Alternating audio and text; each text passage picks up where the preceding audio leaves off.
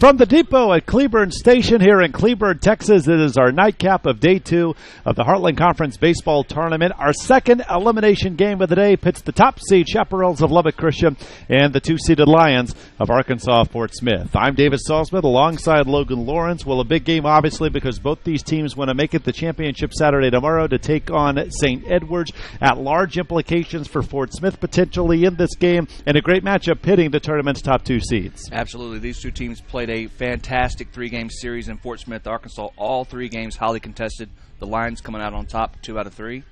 Expect a tight contest tonight with a lot on the line.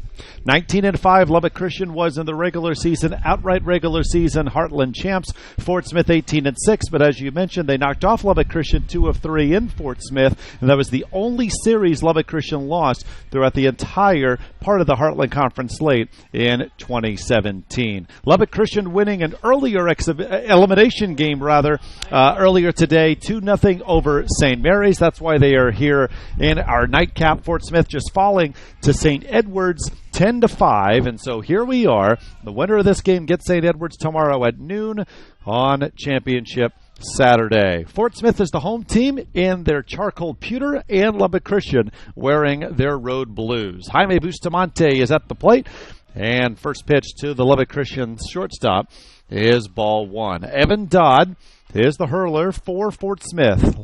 Southpaw senior, 6'3", 180 from Sallisaw, Oklahoma. On the season, 5-3, an ERA of 4.06, 86 hits, 27 walks allowed in 71 innings, 51 strikeouts. Opponents hitting .300 against Dodd. 1-1 count to Jaime Bustamante, hitting .353 on the season, and that is updated after Lubbock Christian's win earlier today. Senior from Presidio, Texas. He'll be followed by the third baseman Brandon Ricks and the first baseman Tony Reyes. The DH is Ryan Rogers batting cleanup, followed by the catcher Chase Simmons and the left fielder Caleb Kodiker. 2-2 count now to Bustamante. Right fielder Brandon Urquizo hitting 7th, Brent Stewart in center, followed by hitting 9th, the second baseman Josh Narvaez. Bustamante is 4 for 7 here at the Heartland Conference Tournament. 3 runs scored, 2 runs batted in.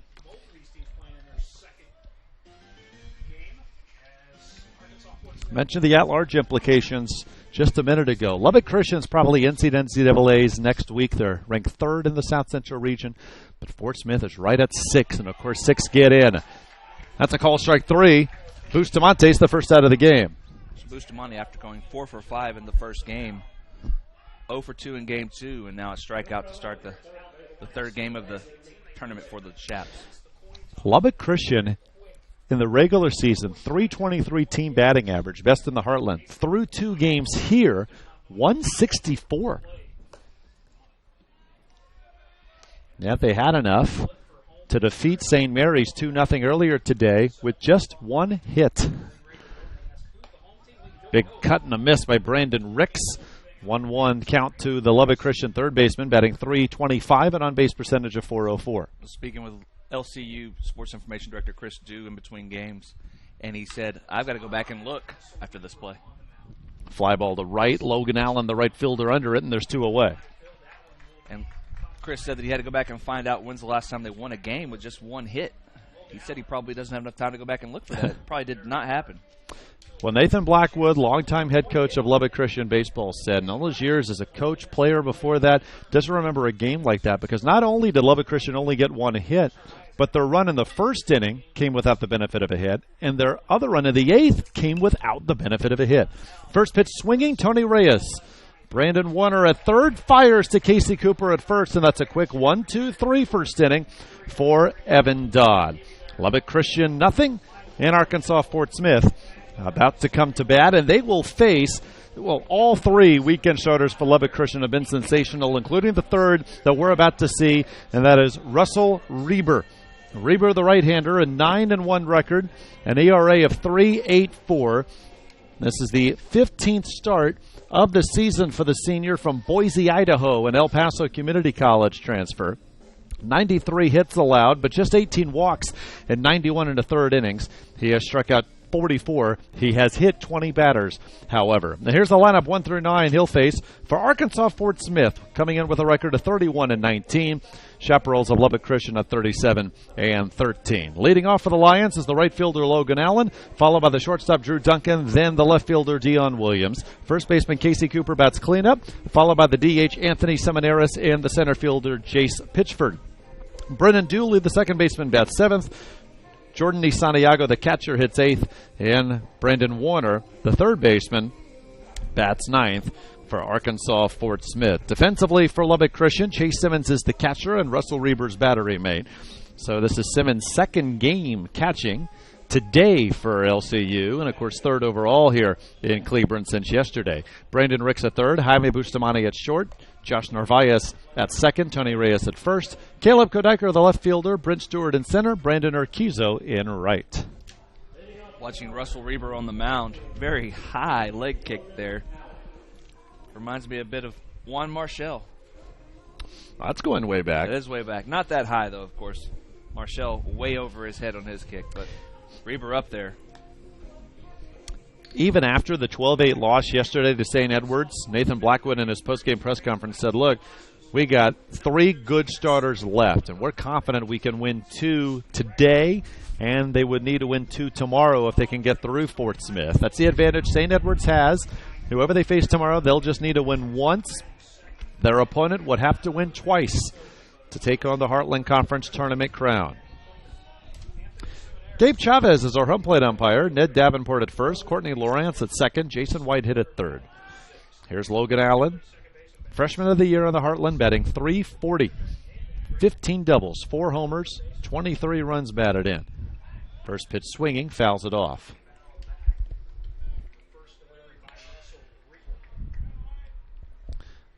Mentioned Fort Smith's at-large chances for an NCAA berth. They're ranked 6th in the region. They got some help in San Angelo, the 5th-ranked team in the region. Texas A&M Kingsville, 2 and out at the Lone Star tournament.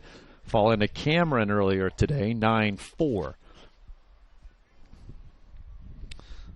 Fort Smith may have to make it a championship Saturday to help their at-large cause enough. 2-1 the count now to Allen. That's at least what you think. You think Fort Smith needs to win this game to keep their season alive.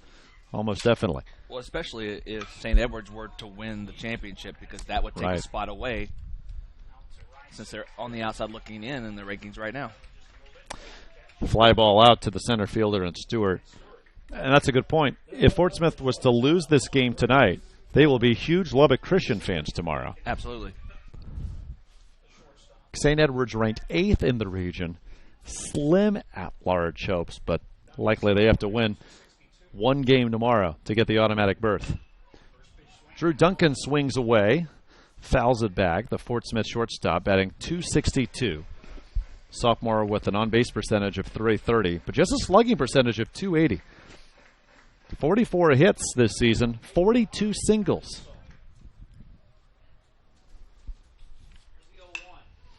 Right back to the mound. Reber to Reyes.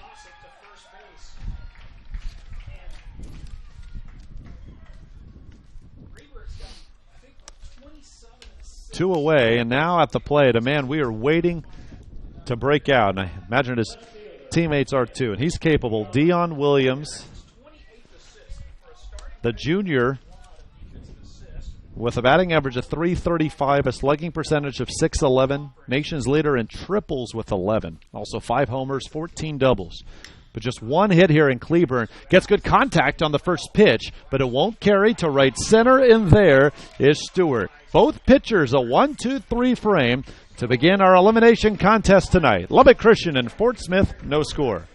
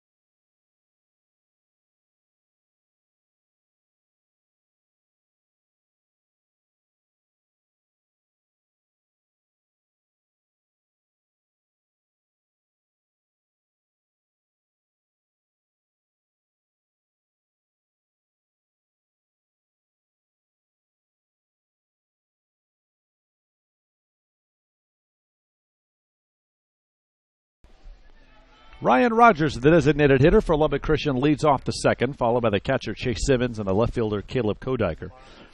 Evan Dodd, the pitcher for Fort Smith. His battery mate, the catcher Jordan Nisaniago.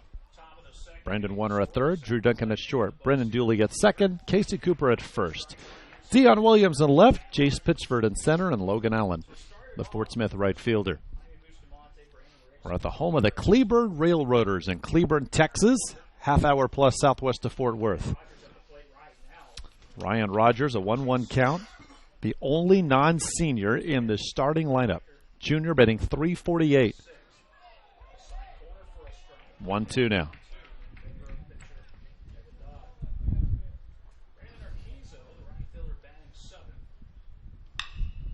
Left side, diving to his left, Warner to first, and got him!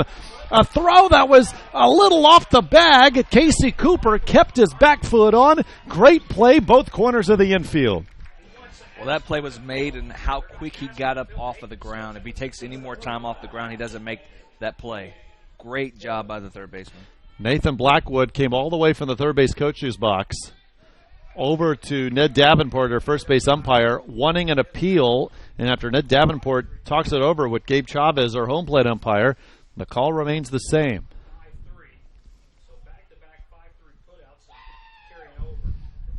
Here's Chase Simmons, senior catcher, batting .317.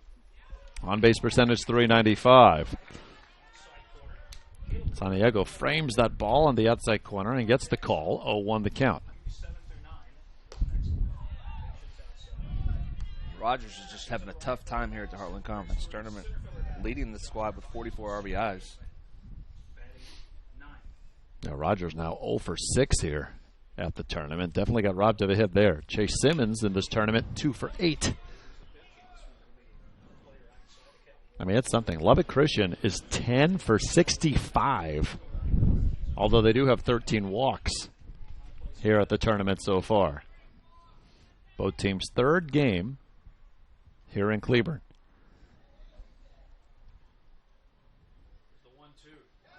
Waves at the breaking ball.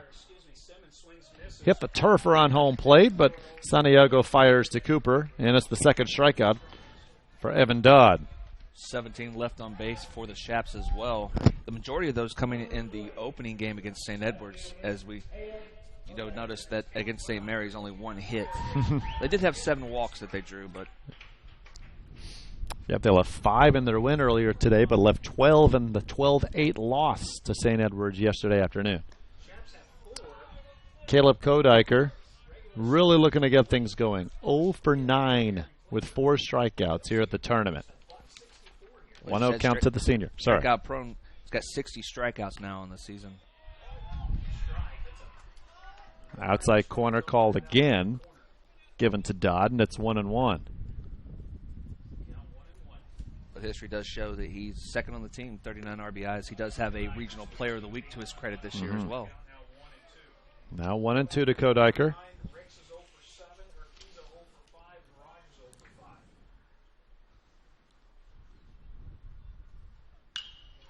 Up the middle, and Kodiker gets that elusive first hit. See if they get some going. A 2-out single here in the second.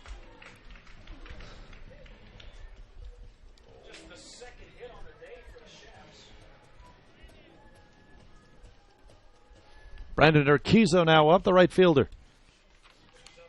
Senior, .237 batting average, on-base percentage of .316 when you include his 15 walks and being hit by a pitch 4 times. Fans of both teams, if you're around for the first 2 games, you know how much the wind is blowing here at the depot in Cleburne, Texas. Flags blowing in hard in from left field. Kind of tell you about that. The first game, Brandon Urquizo absolutely murdered a ball to center field that would have been over the batter's eye, but the wind just knocked it down, and the center fielder were able to catch it 20 feet in front of the track. Yeah, that wind has been consistent all day since we got here late this morning before our noon first pitch, blowing hard from left to right. 2-0 to Urquizo. And the secret to success in this win, you saw what St. Edwards did in game number 2, is hit the ball to right field. The ball will carry to right. especially with a right-handed hitting lineup. Yeah, Troy Anderson, 3-run homer in the bottom of the second for St. Ed's. And our prior game gave the Hilltoppers a 4-1 lead they would not relinquish. They were up 7-1 before Fort Smith put up 4 in the fourth, made it a game at 7-5. 3-run fifth for the Hilltoppers, gave them a 10-5 lead, and that would be the final. 3-1 now the count.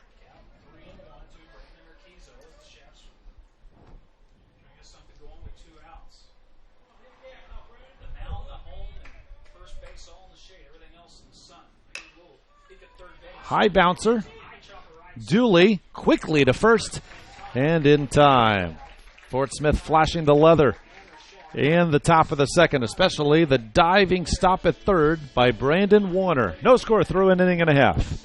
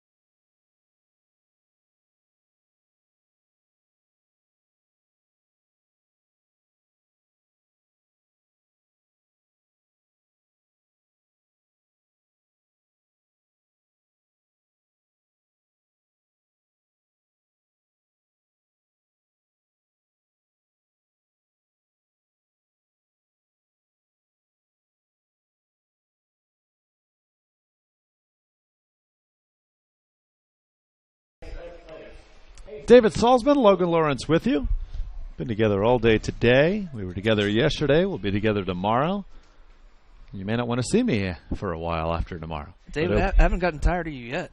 I'm having a great time. Yet being the most appropriate word.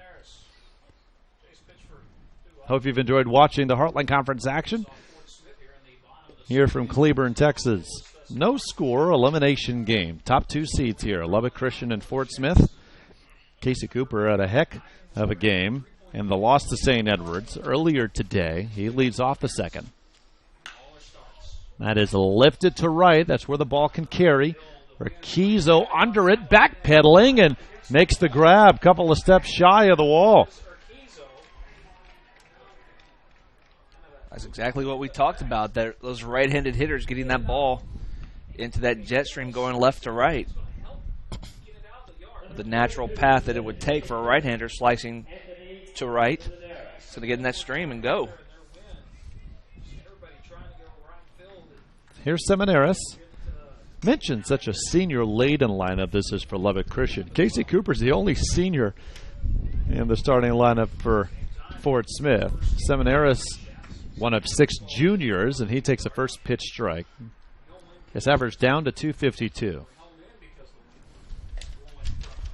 1-1 count. He went 0 for 3 in the 10-5 loss to St. Edwards earlier today. Mentioned Casey Cooper. He went 1 for 3 with a walk and 2-run score.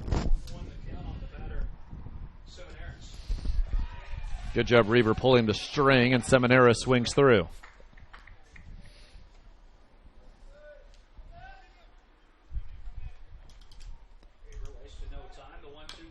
Tap foul. This one of 2 Lubbock Christian teams playing as we speak. NCAA Regionals. Lubbock Christian still alive. Rallied from 7 down to beat Cameron earlier today, 13-10. So their second elimination game in San Angelo. They're tied with Colorado Mesa at 1. Bottom of the 5th with Lubbock Christian, the home team. Simmons thought he had it strike 3 there, but that ball blew up. Simmons, a smile on his face as he looks back to Gabe Chavez and the Lubbock Christian fans to our right voicing their displeasure. Just foul back. also in San Angelo. Lone Star Conference Baseball Tournament elimination game. The top seed Angelo State putting up a 3 spot in the first, leading Cameron 3-0 in the second. If you're Fort Smith with at-large hopes, you want Cameron to lose. They have to win it all to make it to the NCAA's next week. As Seminaris, the foul tip, but Simmons holds on as the first strikeout for Reber. So you mentioned Angelo State hosting not only the South Central Regional for softball, but the Lone Star Baseball Tournament as well. Kudos to the Angelo State's athletic staff to be able to put both of those events on at the same time. Yeah, that is no easy task. Hosting one of those is enough work for a department by itself. Right. Jace Pitchford, Fort Smith center fielder, batting .260. Junior with a team-leading 16 doubles, also team-leading 6 homers and 30 ribbies. But an 0-2 count.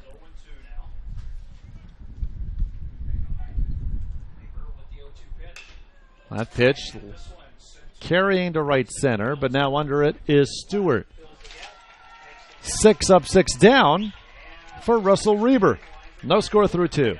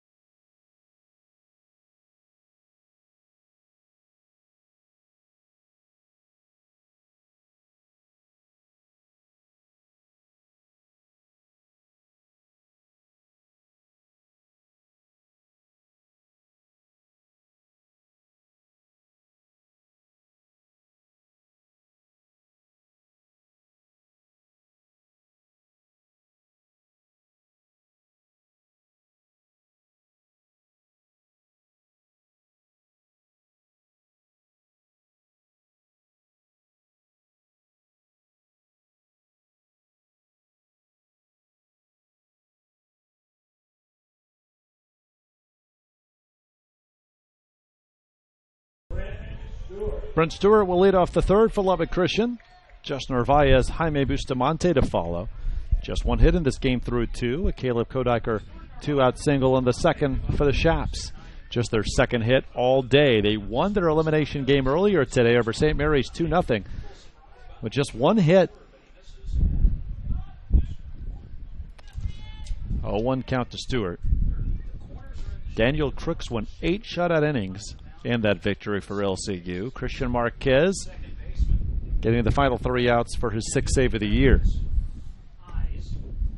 When we speak of superstitions, Stewart, the first 2 games of the conference tournament with the pant legs up, and now he goes with them down here, trying to change his luck. Well, he is 1 for 8 here with a run scored. He struck out twice.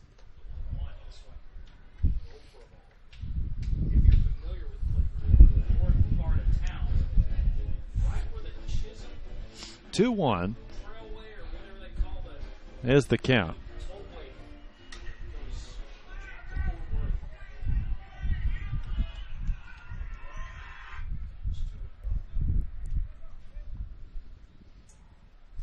Pitch from Evan Dodd. That is launched to left. Dion Williams on his horse makes the grab.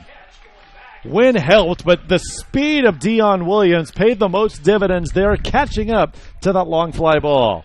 Well, in the St. Edward's game against Fort Smith, we just saw T.J. Gieselbach able to do the same thing against the Lions. So a little retribution for the Lions here in the final game of the day. Well, this is our third game of the day. That may be the fourth time we've seen a ball crush the left field, which on most days would be a home run. Narvaez had the only hit for Lubbock Christian and their win earlier today. Then he was caught stealing. And again, that was the only hit Lubbock Christian had. They scored both their runs, one in the first, one in the eighth, without the benefit of a hit, and it was enough to get them to tonight's game. 2-0 count. Narvaez batting .260, on-base percentage of .359.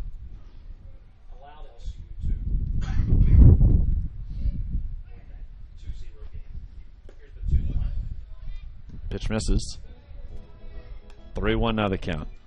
Well, sometimes it's just about doing just enough to get by. I'd say. You say they were saving it for this game. Well, I was about to say, how long can you keep this whole lineup down? In play and right. Allen coming in and makes the play 2 away. And we talked about this yesterday in the second game.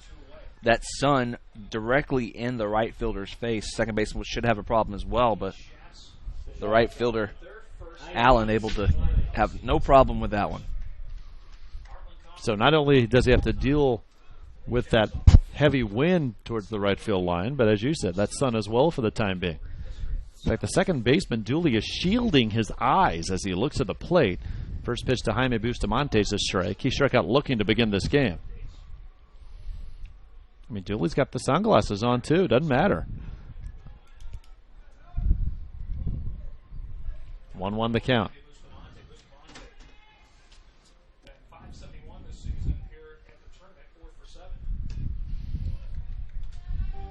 You mentioned already, Logan, the 4-hit game for Bustamante yesterday.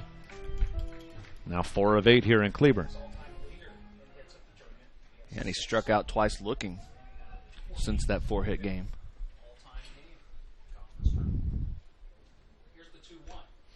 Tap foul, but stays in the glove.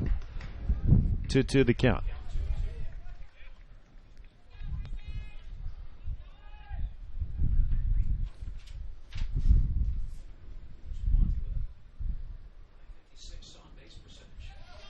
Strikeout, but it gets away from Santiago. Has to throw to first and just got him. That's a nice play by Jordan Santiago, the catcher.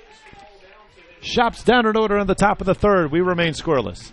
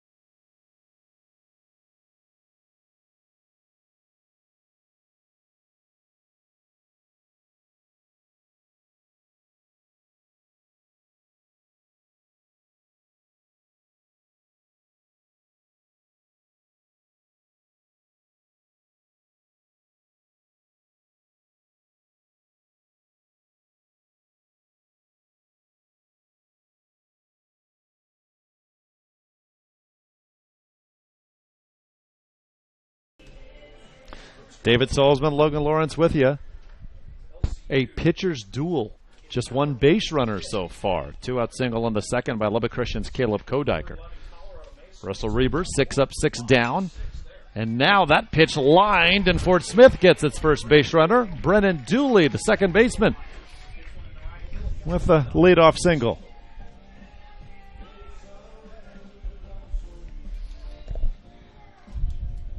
Nice job taking that first pitch the other way.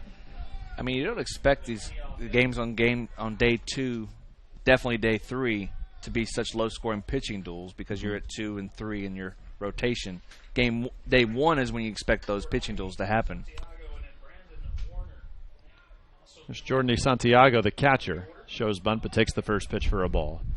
Speaking of which, we know we'll see St. Edwards tomorrow, but they've used their 3 weekend starters in their 2 wins here. Bunt.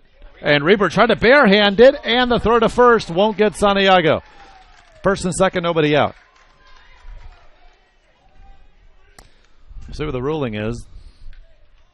However, that a nicely placed bunt by Santiago. But Rob Penders, no surprise, was non-committal to who he would start in the championship game tomorrow at noon. He did say, however, that it depends on who St. Edwards plays. Still no official ruling whether that's a hit or an error. Now, Brendan Warner bunts. A play at third forces out Dooley. Warner reaches on the fielder's choice after Santiago reaches on the sac E1. So Santiago is now at second, Warner at first. Well, Reber looked a lot more comfortable on fielding that ball. But that's correct, right? Santiago still gets a sac credited to him, but then reaches on the E1 if you are scoring at home. And if you are, take a picture and tweet it to the Heartland Conference account. We'd give you full credit. Here's Logan Allen, flat out his first time up. And with an opportunity here, first and second, 1 out for Fort Smith, looking to get the first run on the board.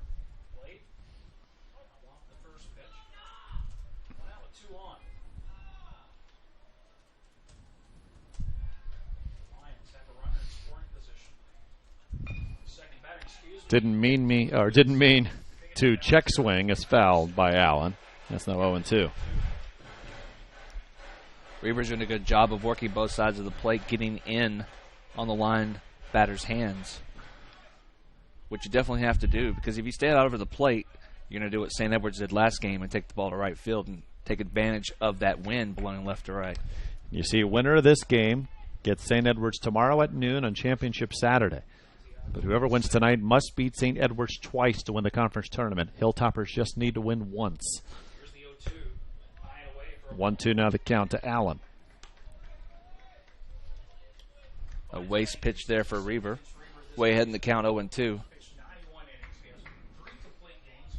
And with the leadoff hitter, arguably the hottest hitter for the Lions, Logan Allen.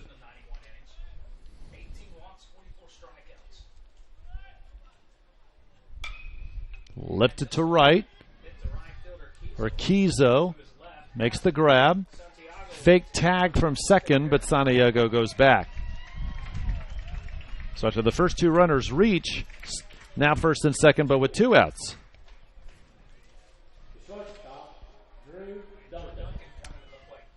Nathan Blackwood, so high on his starting pitcher, Russell Reber, just says he's, quote, such a competitor. Gets a lot of contact outs because he just knows how to pitch. In fact, coming in, Reber with 26 assists. And he already has 2 today. Now, usually 12 to 15 assists by a pitcher is good for a season. But Reber gets so many comebackers, he's approaching 30 assists for the year. Drew Duncan takes the first pitch strike.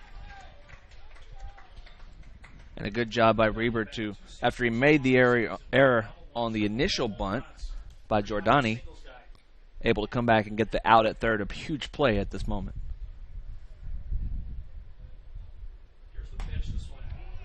That's just outside, 1-1.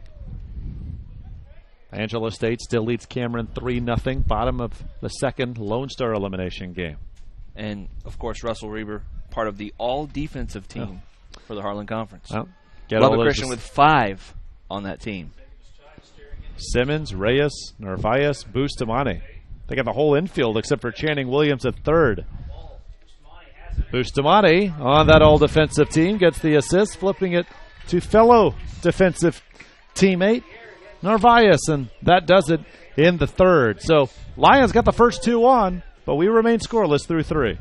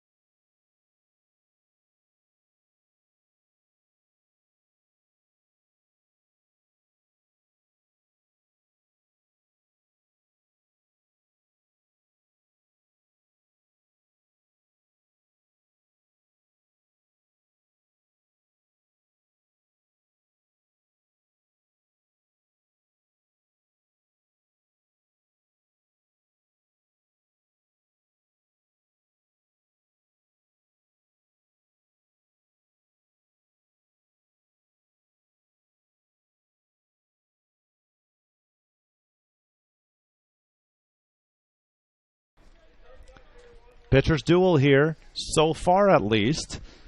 Our final game of day 2 of the Heartland Conference Tournament here at the Depot at Cleburne Station in Cleburne, Texas. We talked to Heartland Conference Commissioner Tony Sigliano during first game of the day, Lubbock Christian's win over St. Mary's 2-0, and he was very open with us, saying, number one, he was very nervous about how well this tournament would be run, only because, as that is launched off the bat of Brendan Ricks, but into left, those balls are dying, and Dion Williams makes the play for the first out. This is a new stadium. This is the inaugural season of the Cleburne Railroaders of the American Association. So they were still getting this thing finished. And yet, at least the baseball we see on the field has been smooth. They're still doing a lot of improvements around the stadium. But Commissioner Sigliano did say he's been very pleased with how this tournament has gone, as Tony Reyes grounds out, and that's 2 quick outs. But the biggest thing he said is that not only does he want the tournament back in Cleburne next year, now it's not his choice, schools have to decide in the end together, but he wouldn't mind seeing this tournament be 6 teams, much like they do in the RMAC, the Rocky Mountain Athletic Conference. Yeah, that would be difficult, though, with us dropping the Heartland Conference down to 8 teams next year with Panhandle State leaving for the NAIA. So 6 of your 8 teams making the tournament. You're going to have some teams in there with some gaudy records. True. And if you are taking 6 of 8, you obviously have more chance of bid thieves, but then you have more chance that your at-large contenders will bow out. So pros and cons, of course. I guess, the 1 and 2 seeds, they're going to have to play the number 5 and 6 seed, which would only hurt their strength of schedule. Right. Instead of playing 3-4. Right. 2-1 count to Ryan Rogers. I think at 4 teams, you have 4 teams with winning records for sure, and then 30 wins plus. That's fair. Warner, the throw across the diamond, is able to get Rogers. He remains hitless in Cleburne. About as quick a 1-2-3 inning as you'll see. Evan Dodd, third starter we've seen for Fort Smith here at the tournament, rolling. So is Russell Reber. We're scoreless through 3.5.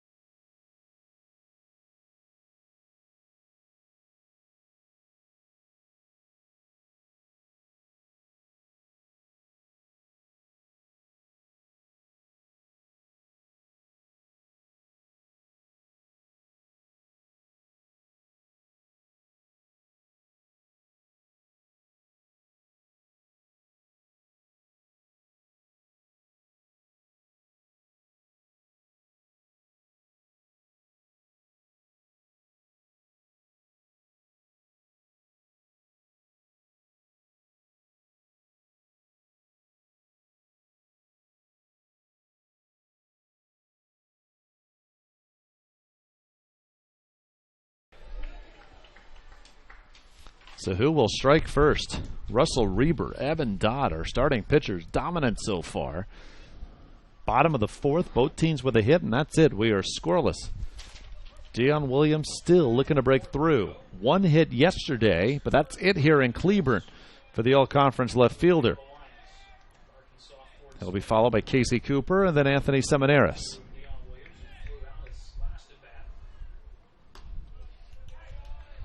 Well, you got to be pleased if you're Fort Smith and Lubbock Christian when your arguably two best hitters, Dion Williams and Ryan Rogers, can't get off the schneid for the most part, and you're one game away from the championship game here. So even though they're not able to deliver at this point, the rest of the team has picked them up. Right, both these teams with the wins over St. Mary's. St. Edward's has beaten both squads we see now. 6-3 Fort Smith last night, 2-0 Lubbock Christian earlier today. Lifted to right. Under it is Urquizo. Tell you what, I mean, if that ball levels out and he gets on top of it any more than what he did, he definitely got under. That ball might be over the grandstand out there in right field. He launched that ball. It's still a strong wind, but it has lightened up a bit. But still enough to have an impact. Here's Casey Cooper. Casey Cooper out of Pea Ridge, Arkansas. Hitter batting .293. 6 doubles. Cooper 0 for 1, fly ball out to right field.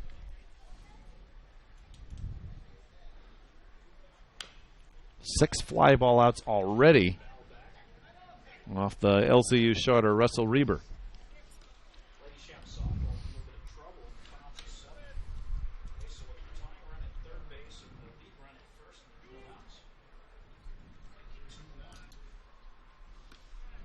One now the count. They're underway at the RMAC nightcap. Colorado School of Mines and Metro State scoreless in the first. Winner of that has to beat Colorado Mesa twice tomorrow to keep their season alive, and that's a Mesa team 3-0 at their tournament, 32-4 in the RMAC in the regular season. Good luck. You never know, of course, but cards will be stacked against whoever Mesa plays tomorrow. Well, Mesa able to accomplish that feat last year by winning 2 games on Saturday. But, of course, they were at home. Lubbock Christian, their first year in the Heartland in 2014, went 26-4 in the league, but they were ineligible for postseason play. 2-year transition from NAIA. Off speed, but Cooper gets a piece.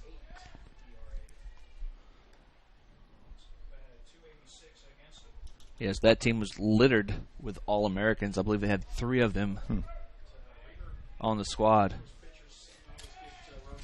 And you want to talk about players that had some size. They had 2, or at least 1 Canadian that played third base. I cannot remember his name, but massive, 6'5", 220. That's a heck of a play behind the third base bag by Ricks. We saw him flash the leather in their win earlier today as well.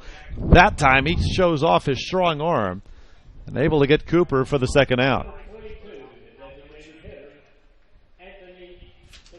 Well, Nathan Blackwood has been a part of this Lubbock Christian program for so long. 14th year as the head coach now. Played at Lubbock Christian, says LCU is a dream job for him.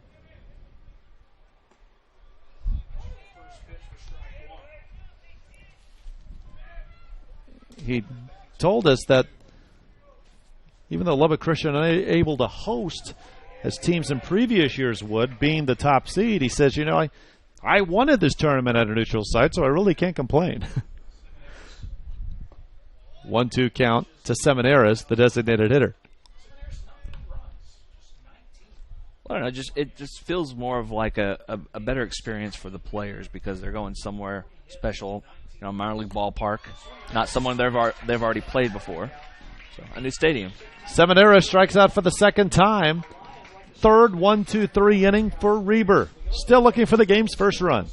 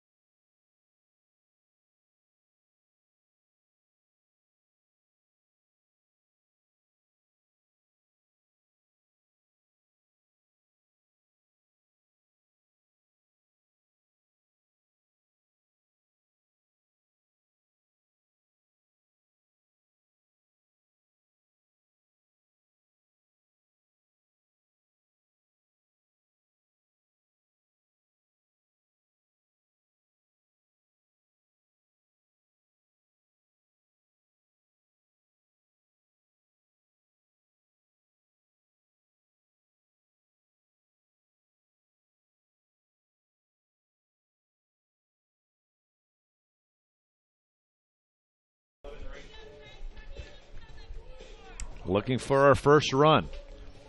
In fact, Lubbock Christian has not allowed a run all day, shutting out St. Mary's, our first game of the day, 2-0. And no score here through 4. So, how about that? Chaparral pitchers, 13 innings. They have allowed 5 hits and 2 walks, 7 base runners in 13 innings for that Chaparral staff. Some big-time adjustments after giving up 12 yesterday. Big-time improvement, that's for sure. And yet, we are scoreless. Hits even at 1. Chase Simmons, the Chaparral catcher, first pitch strike on the outside corner. Lubbock Christian softball's given up 2 in the 7th. They now trail Colorado Mesa. Do-or-die game at the NCAA's in San Angelo. 3-2 Mesa. Lubbock Christian, though, the home team, will come to bat in the 7th. I think another good reason why this game is moving along, home plate umpire Gabe Chavez, a little bit wider strike zone than his previous colleagues that have donned the home plate umpire position. Santiago is a bit banged up here after that ball hit him. Now in his crouch, ready for the 1-2. To short. Duncan. That is now 8 in a row retired by Evan Dodd.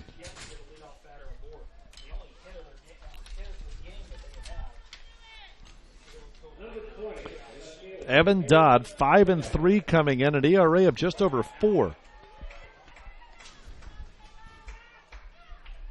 He has given Todd Holland's squad exactly what they've needed after giving up 10 to St. Edwards earlier today.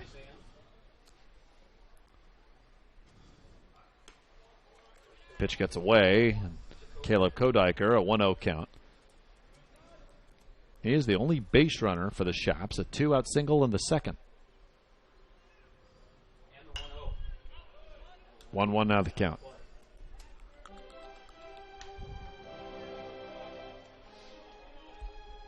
Nathan Blackwood saying after their win earlier today, he says, look, with the wind as strong as it's been, that makes this execution baseball. Must come through with the opportunities you have. Obviously not a lot of opportunities for both these teams. It's a big cut there, and it's 1-2.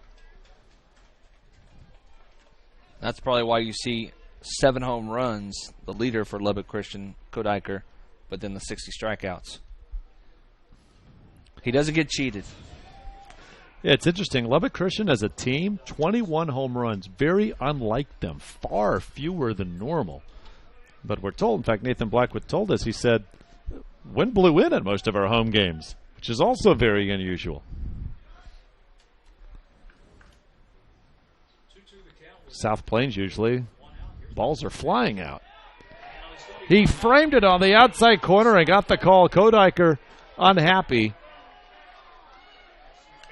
And that's the 2nd out of the inning. Well, you give Santiago credit. There's a reason why catchers frame those pitches. You hope you get the call, and he got it there. Well, if Lubbock Christian were to meet up with St. Edwards in the championship game tomorrow, speaking of that wind blowing in, the weekend that St. Edwards went to Lubbock, I believe the wind was blowing out. The two teams combined for over 60 runs in the 3 games. Well, that's the difference it can make. Yeah, St. Edwards scored 23 in their lone win at Lubbock Christian earlier this season. 1-0 to Brendan Urquizo, who grounded out his first time out. Now a rare 2-0 count to any hitter.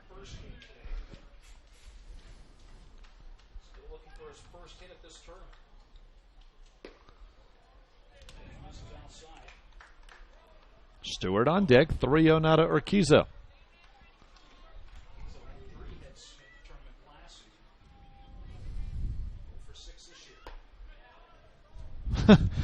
He thought that was a strike. Must have been just high. And Urquizo, a 4-pitch walk. Wondered if home plate Gabe Chavez felt bad about ringing up Kodiker. Well, those first 3 pitches for sure balls. That 4th one was close. So now Brent Stewart. Urquizo just the 2nd base runner for Lubbock Christian. Stewart flew out to left field his first time up.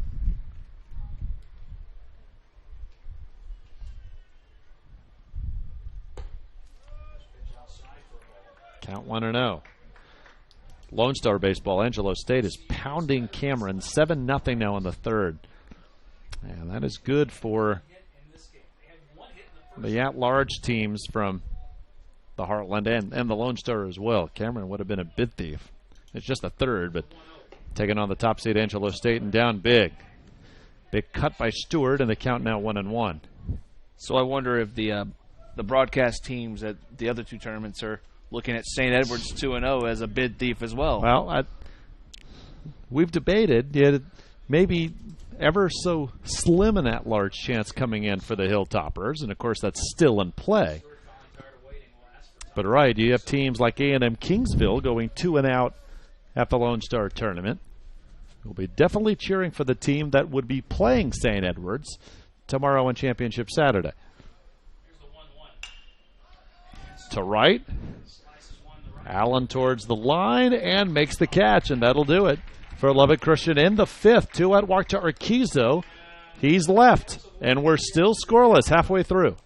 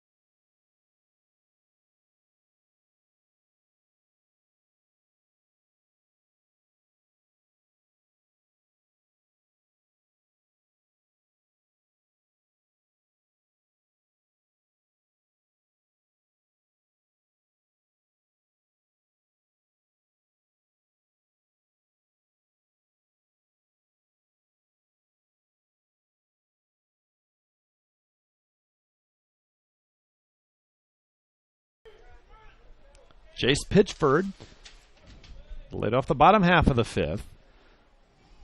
Fort Smith trying to solve Russell Reber as Lubbock Christian continues to try to solve Evan Dodd. 0-1-1 for the Shaps, 0-1-0 for Fort Smith. To center, it'll drift to right center, and Stewart is there. Pitchford has flown out to Stewart, both times up. So we've talked all day, of course, about NCAA regionals next week, who's in, who has at-large hopes. So much is up for debate. I would think, though, 4 teams are solidly in. Angelo State, Mesa, West Texas A&M, and I would say Lubbock Christian came in ranked 3rd in the region as Brennan Dooley grunts it up the middle. Bustamante to Reyes, and there's 2 quick outs. I think even if Lubbock Christian loses tonight, I'd be stunned if they don't make it. I would say there's 4 solid teams. Kingsville, again, was ranked 5th, 2-out. Fort Smith ranked 6th, trying to survive here. Tarleton State ranked 7th, didn't make its conference tournament, and St. Edward's 8th. So I think the 5th and 6th teams still up for grabs. I think that's a pretty safe assumption. So now another question, if St. Edward's were to win tomorrow, are they the 6th seed? If the other two tournaments go as expected? Strike I call. mean, they would, especially if they beat Lubbock Christian a second time and win the season series 3-2. Jordanich Santiago gets hit, and he'll move over to first with 2 away here in the 5th. I think if they win their first game tomorrow, yes, St. Edward's 5th. And then, it depends who they beat. If they beat Fort Smith, does Fort Smith still get in over Kingsville? Then there's your question. One of those two teams. I just can't see Tarleton State making it. You don't make your conference tournament. Obviously, they're unable to help themselves this week. Well, if Fort Smith is in the championship tomorrow against St. Edwards, and St. Edwards beats them in Game 1, they've won 4 out of 5. So I would say that Fort Smith, if they do get in, they're the 6th seed. Yes. St. Edwards would be the 5, at least the 5. The question would be, is Brendan Warner has a 1-1 count. Right. Would it be Kingsville or Fort Smith for that 6th and final seed then? Right. If St. Edwards is the 5. Because St. Edwards has finished the year extremely well. They've won 10 of 11, including their 10-5 win to Fort Smith today. 2-1 the count now to Warner. Santiago on first, 2 away in a scoreless game.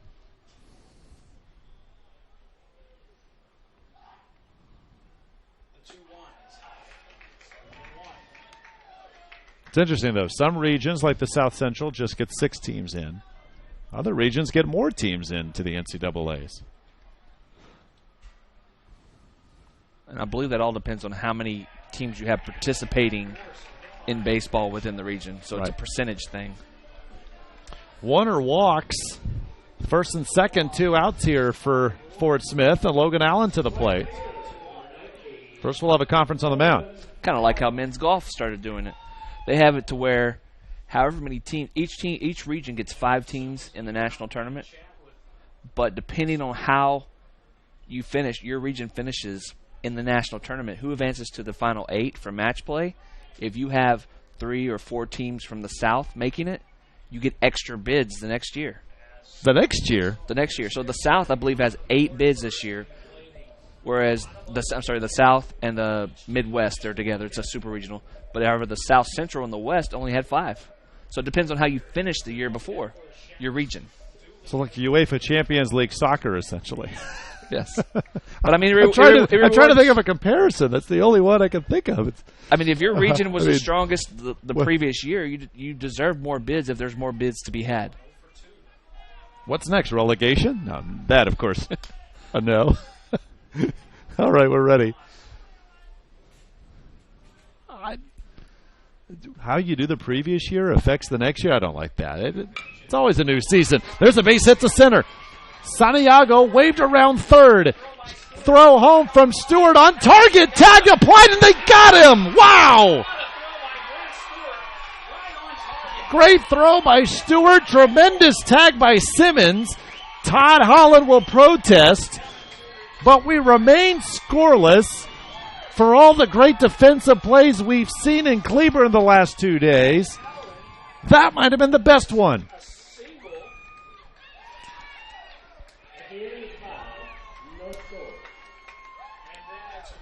A bang-bang play.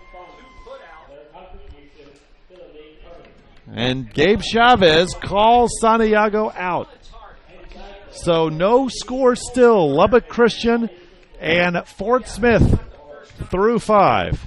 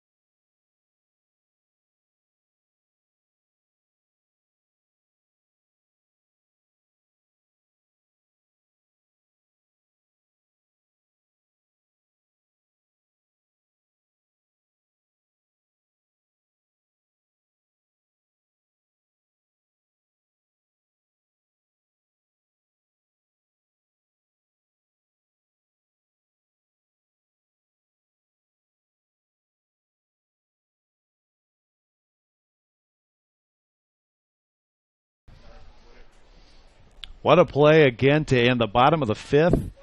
Logan Allen ripping a single to center field. Jordani Santiago, bang, bang play at home. Yet a tremendous throw by the center fielder, Brent Stewart, to Chase Simmons, who quickly applied the tag just in time.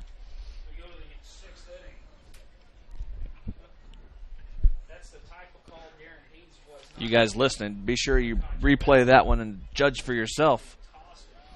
And send us your comments. Tweet us at Heartland Conference.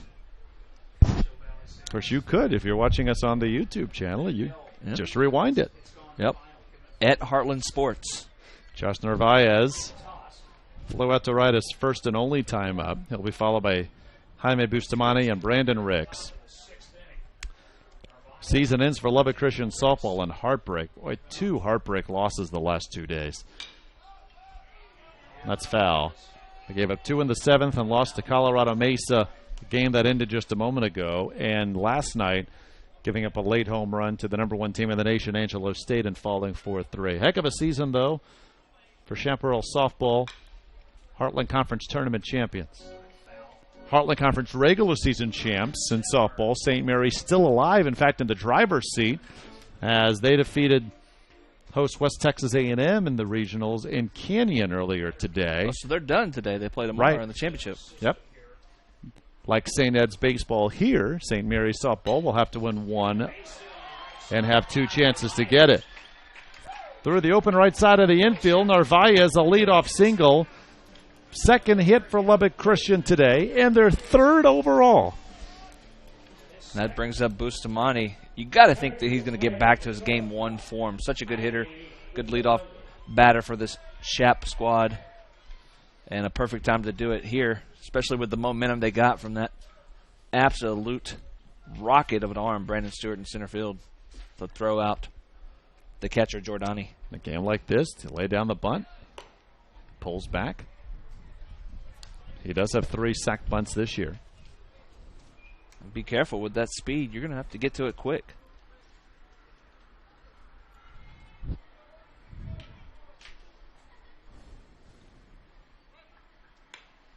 Beautifully placed down the first base line. 3 unassisted by Cooper. But on the sack, Narvaez over to second.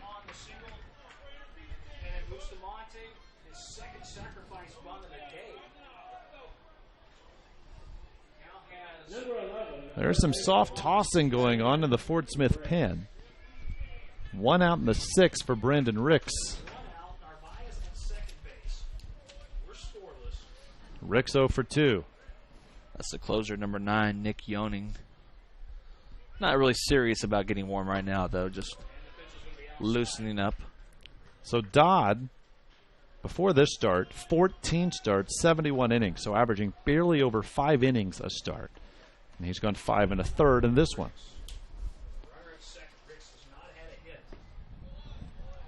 2-0 to Ricks. With the 3-hole hitter, Tony Reyes on deck. So Dodd in the regular season against Lubbock Christian, he took the loss, only going 4 innings, allowing 3 runs. The one loss that Fort Smith did have to Lubbock Christian. Russell Reber, a no decision, 7 2/3. He allowed 3 runs with 6 strikeouts. To the hole, right side of the infield. Narvaez rounding third. Throw home by Logan Allen late. Lubbock Christian on the board first. 1-0 Chaparrals.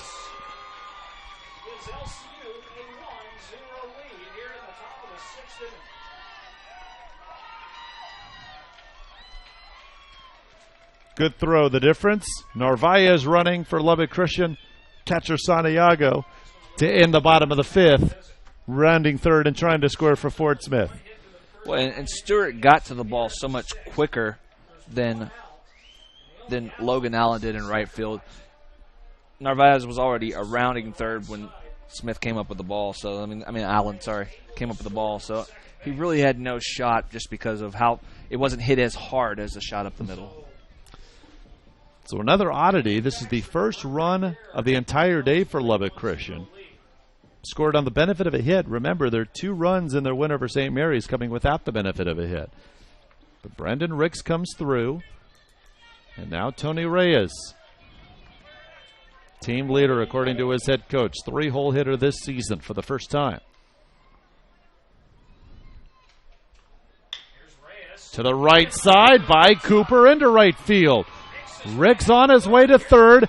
Throw comes to third. Bounces away from the third baseman Warner. And so advancing to second head first is Reyes. Second and third, still one out. Did Reyes stop there and then advance after the throw was bobbled by the third baseman? So it's probably a hit and then an error on the right fielder, Allen. Yep, they will give the E5 that advanced Reyes. Oh, no, I apologize. No error on the board yet. So they may say he just advanced Reyes on the throw. Regardless, second and third. And that'll be it for Dodd. Here comes Todd Holland. So Evan Dodd rolled through the first 5 innings, running into trouble in the 6th, and will be lifted. In this do-or-die game of the Heartland Conference Tournament, Shaps have 2 on in scoring position, 1 away and a run in. 1-0, top of the 6th.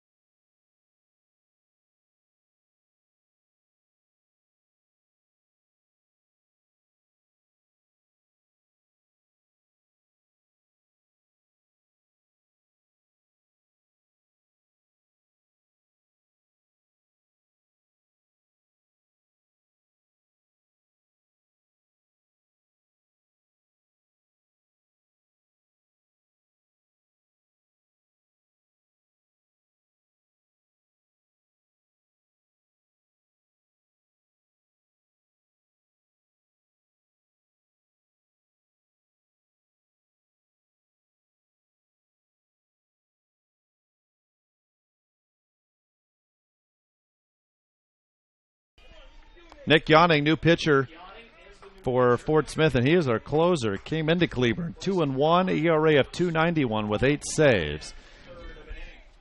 He pitched 2/3 of an inning in the 6-3 Fort Smith win over St. Mary's last night. Gave up a hit and a walk, but no runs allowed. St. Mary's left him loaded. Is this the moment where Ryan Rogers finally breaks out? He's 0 for 7 here in Cleburne. Couple of groundouts here tonight. I'm sure Lubbock Christian is hoping so. Big cut, 1-1. So after Evan Dodd sailed through the first 5 innings, he ran into trouble in the 6th. Single, sac bunt, RBI single, and then Tony Reyes a single to chase Dodd. Second and third for the Shops, 1 out. And now a 2-1 count to Rogers with the catcher Chase Simmons on deck.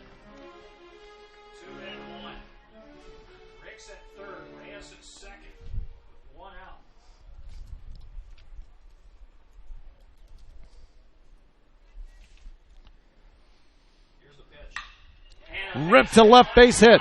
Rick scores. Reyes held at third.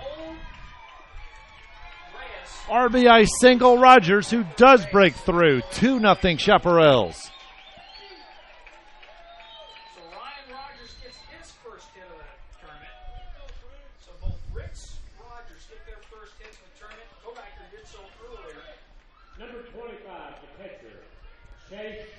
All been singles.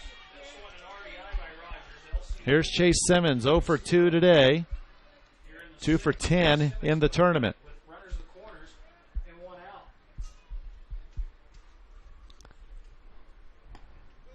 Sales outside.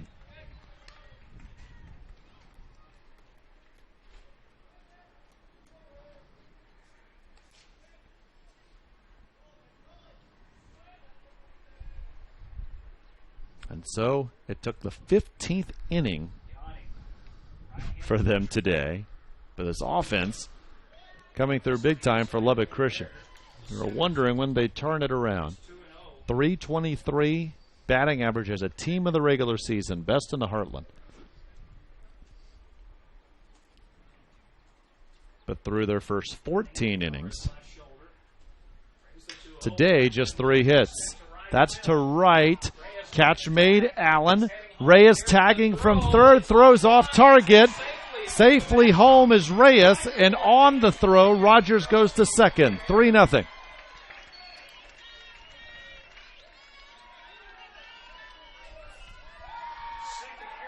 Simmons, third RBI of the tournament, and 29th this season.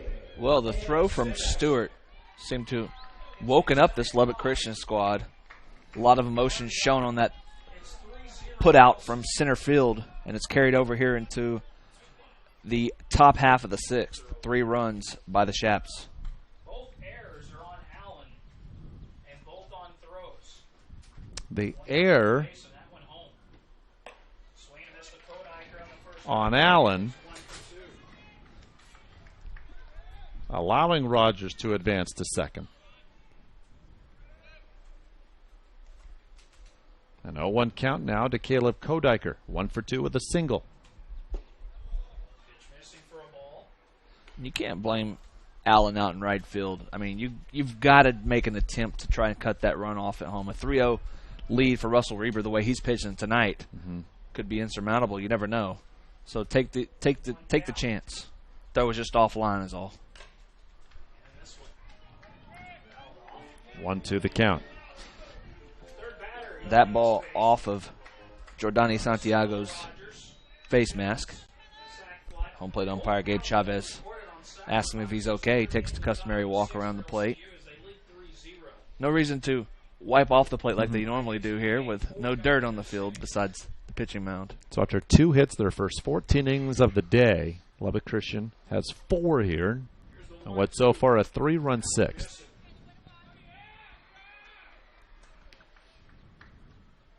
And for Fort Smith needing to come back. Is their season on the line here? They finally woke up here in this inning.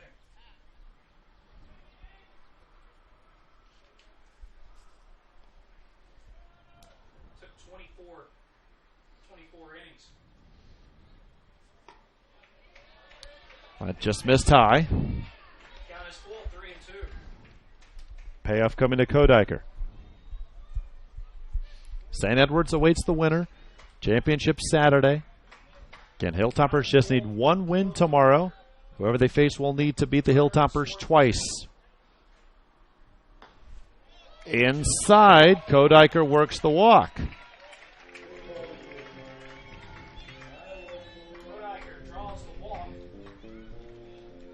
Eighth man this inning, walking to the plate in Urquizo.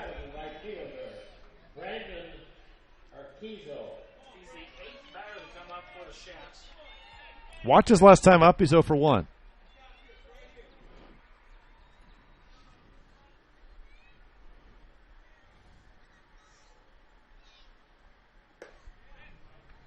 Strike call. So after yawning, relieved Dodd, RBI single, sac fly, and then the walk to Kodiker. In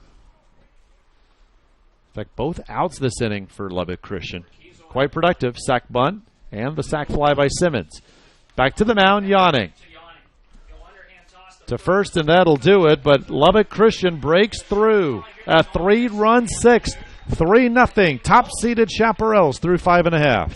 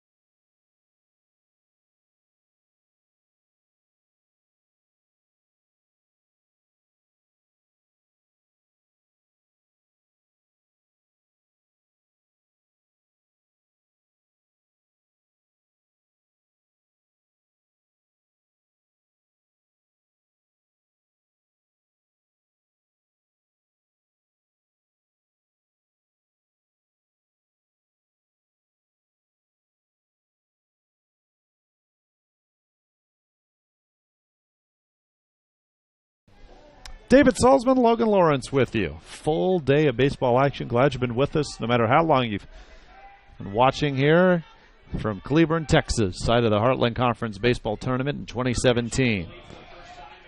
Lubbock Christian 2-0 win over St. Mary's in our first game, eliminating the Rattlers. St. Edward's 10-5 win over Fort Smith in our winner's bracket game. Now, in our second elimination game, a bouncer up the middle, Drew Duncan, a leadoff single in the sixth. As Fort Smith looks to get things going, needing a win to keep their conference tournament hopes alive. Perhaps their season hopes alive as well. An at-large contender for the NCAAs, and that single looking to get them started. Well, Ryan Rogers finally broke out for the Shaps in the last half inning. We'll see if Dion Williams can do so for the Lions here with the leadoff runner on. I doubt they're bunting over here with just 9 outs to play with. Excuse me, 12 outs to play with. I'm getting ahead of myself. Sixth inning. But down 3-0. And Williams 1 for 11 here at the tournament. Still hitting just below .330.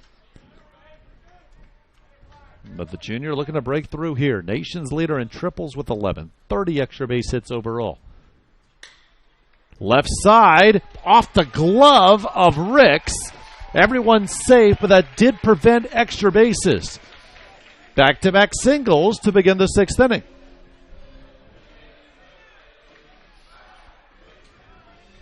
There is activity in the Lubbock Christian pen. Russell Reber has been dynamite, just allowing 2 hits before those back-to-back singles to begin the sixth. So now here do you bunt them over to second and third. Cooper up, the only senior in the starting lineup. Yep, we're in the sixth. They're down 3. I think you have more outs to play with. I'd say bunt them over. Didn't show bunt. Cooper takes the ball.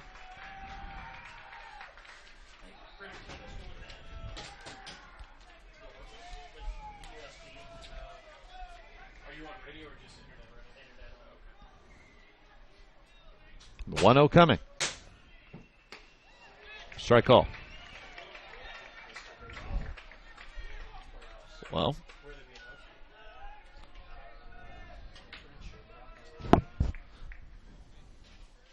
no signs given to Cooper, so they're going to let him hit.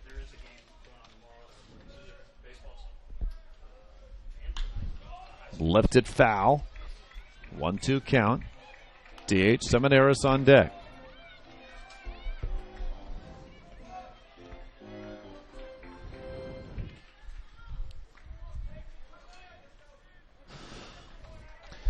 We've talked a lot about Fort Smith's ranking in the region. Todd Holland says, I don't bring it up to them. I just tell them, go out and play.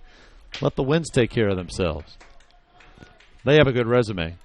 And they've won 2 of 3 against Lubbock Christian. On the road, took 2 of 3 from West Texas A&M, who we think will make it to the NCAAs.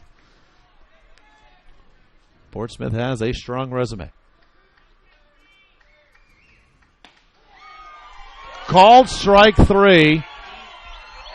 Simmons framed it on the outside corner. That's happened to each team now. Cooper didn't like the call. He's the first out of the 6th. Number 22, designated hitter, Anthony Seminaris. Seminaris has struck out both times against Reber. I'll tell you why Simmons got that call right there. He didn't try to frame it. He held it there. Don't try and deceive the umpire. They won't reward you the majority of the time. Just hold it there. What's the difference between a frame and a hold? A holding is just catching it there. Framing is catching it and turning it in. Okay. It's a lot harder to frame a pitch, left-hand, obviously a right-handed catcher, to turn it back across your body. On the inside corner to a right-hander, it's easier to turn it in. A lot harder to frame a pitch on the outside corner to a right-handed batter. 0-1 to Seminaris. Runner still at first and second. That, for sure, is strike call right there. But Gabe Chavez, I mean, he's had, you said it, a little wider strike zone than most others we've seen here in Cleburne. It's been consistent here tonight.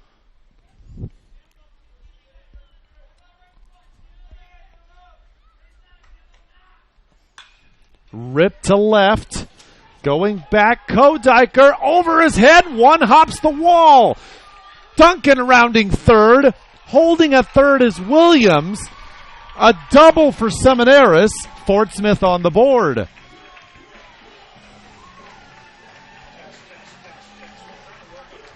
I mean, you wonder, how does Williams not score on that? But most balls hit to left field have held up because of this wind. So smart of Williams to wait. Absolutely. He's just hanging out there right before touching second base. You don't want to touch second base because if you go past second base, you have to remember to touch it on the way back. Mm-hmm. All of a sudden, the tying run is in scoring position. Nathan Blackwood's going to go to his bullpen. So both starters were cruising through 5. Both starters get in trouble in the 6th and are lifted. Fort Smith a run in, 2nd and 3rd, 1 out, down 3-1, bottom of the 6th.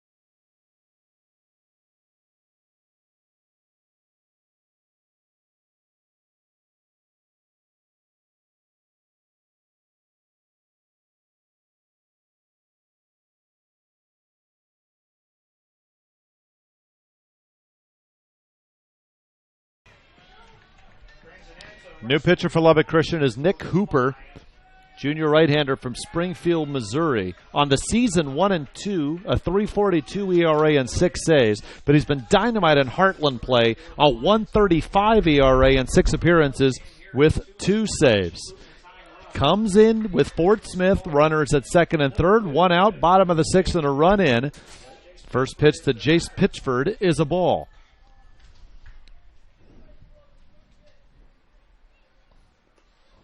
Swing and a miss. The ball bounces up and then ahead of home plate. And so Williams is unable to advance from 3rd. That's a 1-1 count as Pitchford did go around. And Pitchford, for a guy his size, really does have some pop. 16 doubles and 6 home runs, both lead the team. .260 batter coming in. And Simmons is going to talk things over with Hooper before the 1-1. I say a guy his size, but we're pretty far up here. Everyone looks small. Jace Pitchford, 5'10", 190. From Poteau, Oklahoma, Eastern Oklahoma State transfer.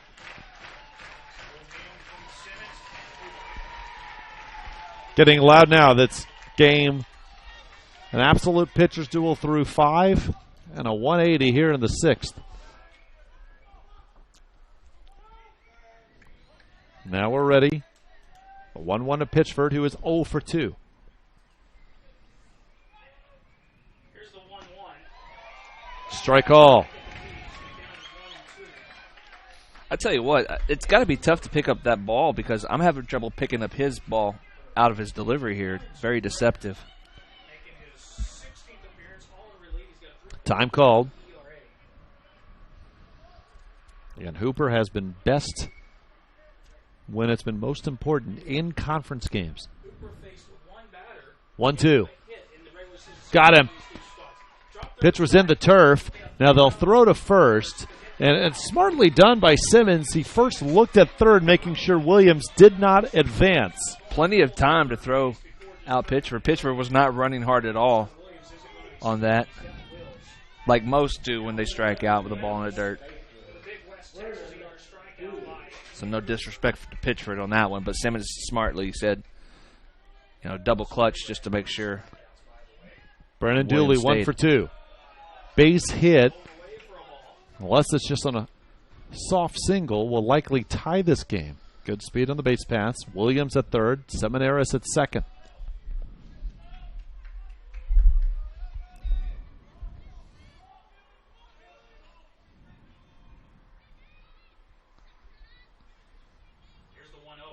Line foul.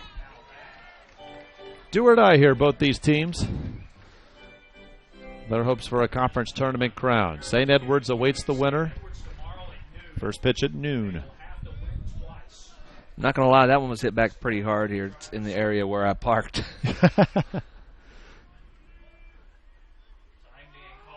You've been in enough ballparks. You got to park far away from the smaller parks. Strike call at the knees. A little extra juice on that one. 1-2. Hooper looking to get back-to-back strikeouts to begin his relief appearance. Got him on a breaking ball. Throw to first in time. And what a job, Nick Hooper in relief. Fort Smith, though, gets their first run. 3 of their 5 hits come in the inning. And all the runs in the 6th so far. 3-1, Lubbock Christian.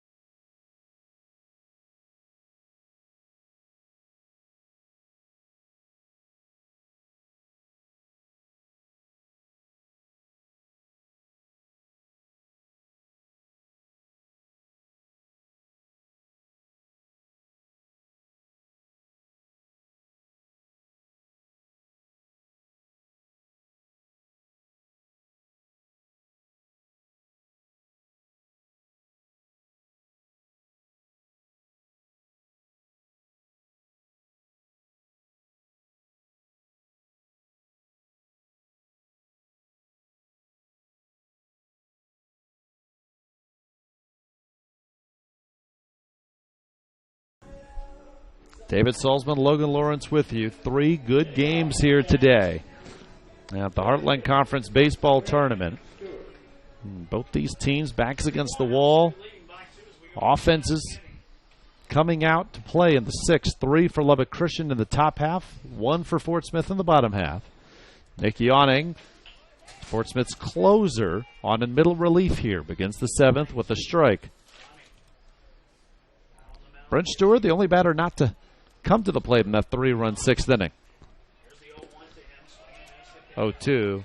But you had mentioned what might have sparked this Lubbock Christian offense a bit was Stewart's tremendous throw home to beat Jordani Santiago at the plate to end the 5th.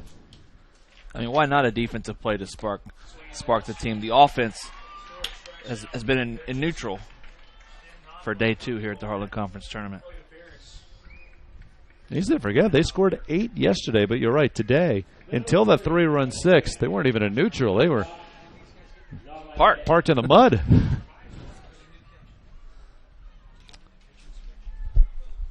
Josh Narvaez now in. Bouncer left side. Good job. Warner ranging to his left and a dart to Cooper. New catcher for Arkansas Fort Smith, Ozzie Hurt. Excuse me, not Ozzie Hurt. Dylan Hurt, his brother, takes over for Jordani Santiago behind the plate. Hurt played in the first 2 games for the Lions in this tournament. And Ozzie was a tremendous player, and now Fort Smith assistant coach. So Hurt in for Santiago. Top of the order now for Lubbock Christian and Bustamante, who's 0 for 2 with a sac bunt. 0-1 to count, 2 away here. Now 1-1.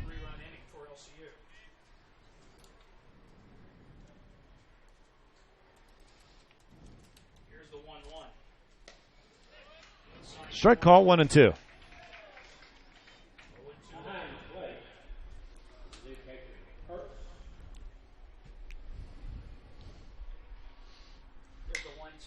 Liner into the glove of Cooper. And that'll do it. In the 7th, Will Stretch, still a 3-1 Lubbock Christian lead.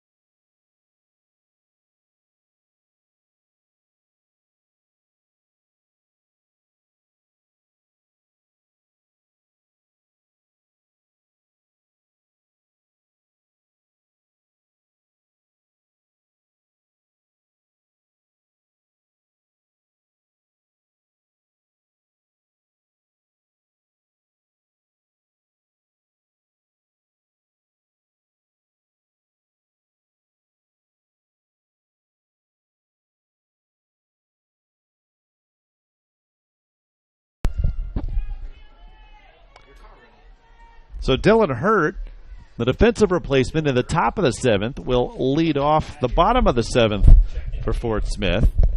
8th spot in the order. Hurt last night went 2 for 4 in the win over St. Mary's. Went 1 for 2 earlier today in the loss to St. Edward. So he is 3 for 6 here at the Heartland Conference Tournament in Cleburne. Just a freshman. And that 3 for 6 has got to be good for him, the confidence, because he came in hitting below 200. Dribbler, and it'll just go foul before it hits the third base bag. Ricks letting that one go. Now Hurt did that against St. Edwards in the second game today. He bunted for a base hit.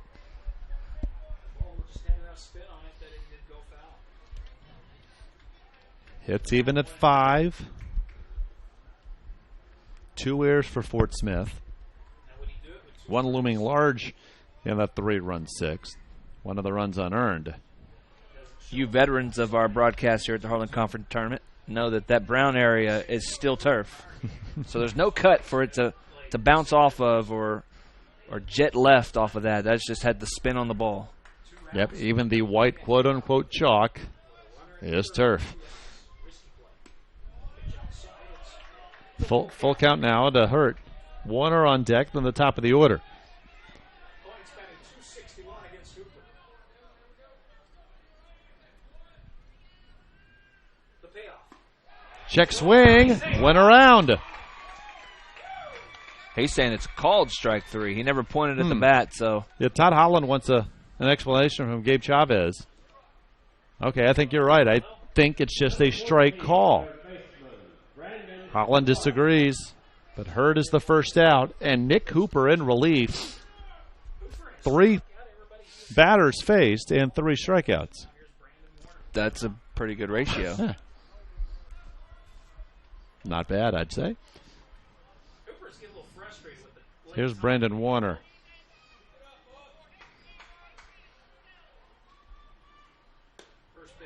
Strike call. Smith trying to draw off his rhythm. Of course, every time he shrugs his shoulders, got to hear it from the opposing dugout. Here's the 0-1. It's a breaking ball missing. 1-1 the count. Lone Star Conference Tournament. Angelo State still shutting out Cameron 7-0. That's in the 6th. Here's the 1-1 pitch. 7 runs on only 6 hits. Yeah, they got 3 in the first, 4 in the third. So top seed in the conference and in the South Central region looking to make it to championship Saturday. They're hosting it in San Angelo. West Texas A&M 2-0, awaiting the winner. 3-1 now the count to Warner. Now the RMAC, Colorado Mesa awaiting the winner of Colorado School of Mines Metro State. Mines leading 1-0 in the third. We don't want any fans calling up here. It's MSU Denver now is what they like to be called. Just so you know where they are. But that's not the only university that's done that. I'll give them that. Okay, MSU Denver.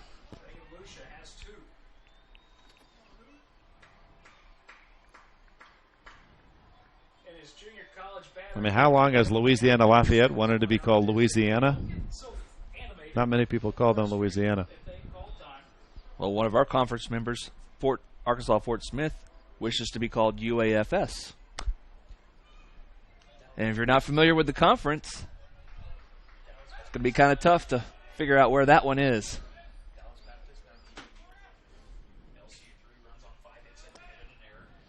Can't wait for the full count pitch. Grinder to Bustamante. 2 away.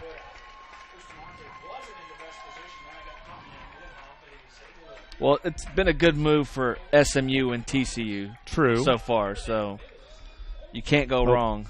It takes time. Just got to get used to it. Yeah. There's Logan Allen. UAFS definitely rolls off your tongue better than University of Arkansas Fort Smith. UAFS, LCU. Yep. Where this conversation's going. Hope this game's over ASAP. No, I'm kidding. I've had a fun time. This has been great. 0-1 the count to Allen. 2 away. Allen 0 for 2 with a walk. Ball put in play by the Lions with Hooper on the mound. Here's the 1-1. That's high. Well, Lubbock Christian trying to get it done the hard way. Losing yesterday, trying to get 2 wins today. And then, of course, they'll need 2 wins tomorrow for the automatic berth. Here's the 2-1. Off speed strike. 2-2. Speed pitch. 2-2.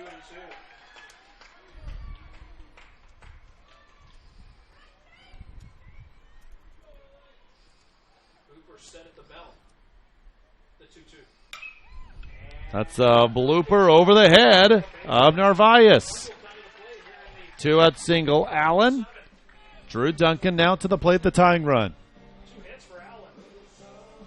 I'm real impressed with this freshman right fielder, the Heartland Conference Freshman of the Year, Logan Allen.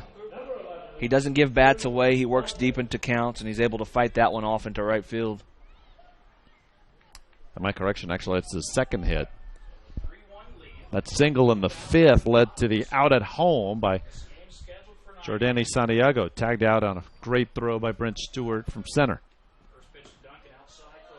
Duncan 1 for 3, single, and he has the Fort Smith run.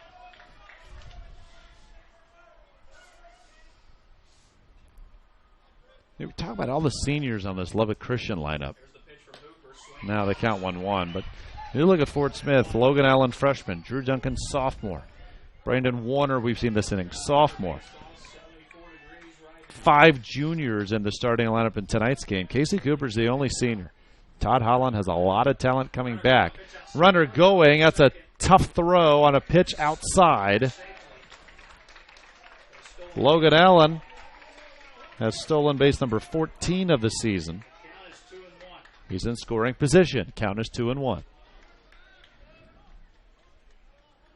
Well, you got to think. I believe this is the second year for Todd Holland, correct? Third year. Okay, excuse me.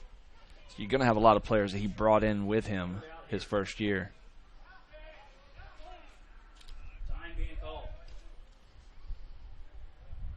Now, you know Nathan Blackwood will reload. But it's been rare he's had such a senior-laden squad as this one.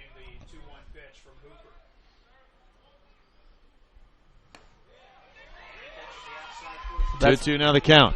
That's the beauty of playing in the southern part of the United States. A lot of baseball, a lot of junior colleges, a lot of players vying for positions at Division I. If they don't make it, the transfer to Division II, and they're succeeding here as well. 2-2, 2 outs.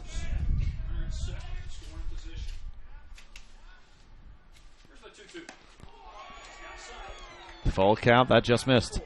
And we see this happens with basketball and any Lubbock Christian team. So many of the JUCO players playing their junior college ball in West Texas and then stay in West Texas. Bustamante from Odessa College, Narvaez Reyes Midland College, Brent Stewart Midland College. Probably a couple from Clarendon. Howard up there as well in Big Spring. Yep. But you said there's just so many great baseball programs in the state. And quite a few, of course, in West Texas and the South Plains. Not to mention the great high school baseball that's played in Texas. Full count here, 2 outs. Hooper and Simmons talking it over. Logan Allen on second. Drew Duncan representing the tying run. I don't know if you've ever got a chance to make it out to the state tournament in Austin, baseball. Held either at Dish Falk or Dell Diamond. But a lot of great baseball. A lot of great teams come through there each year. Payoff coming to Duncan. Missed it outside. Tying run on base. Go ahead run. And Dion Williams comes to the plate.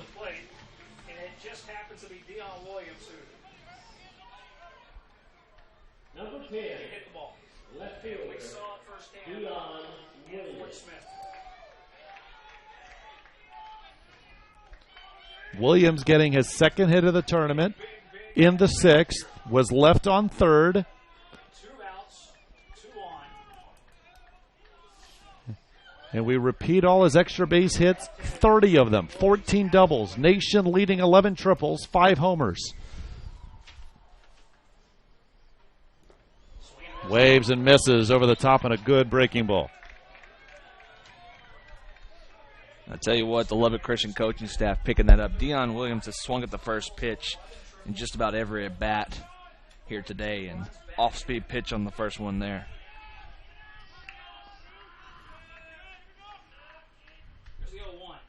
Same thing, over the top, 0-2. You come curveball again, off-speed again. We know he can hit the fastball. If you're throwing a fastball, I doubt it's going to be in the zone.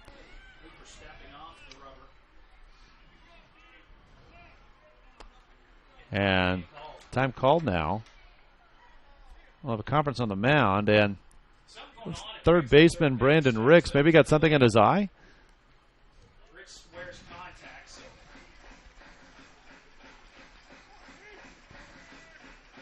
Ricks is ready, it seems. Now Simmons ready as we await the 0-2. Oh, not yet. Now Bustamante will talk to his pitcher. Informed by someone from the LCU staff that Ricks wears contacts.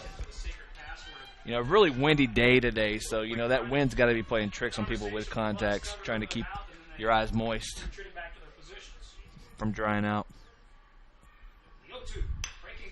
Chopper. Now Williams has good speed. Narvaez to first is in time. Williams made it close. Nick Hooper does the job. 2-out jam for Fort Smith, but no runs. 3-1. Chaparrals through 7.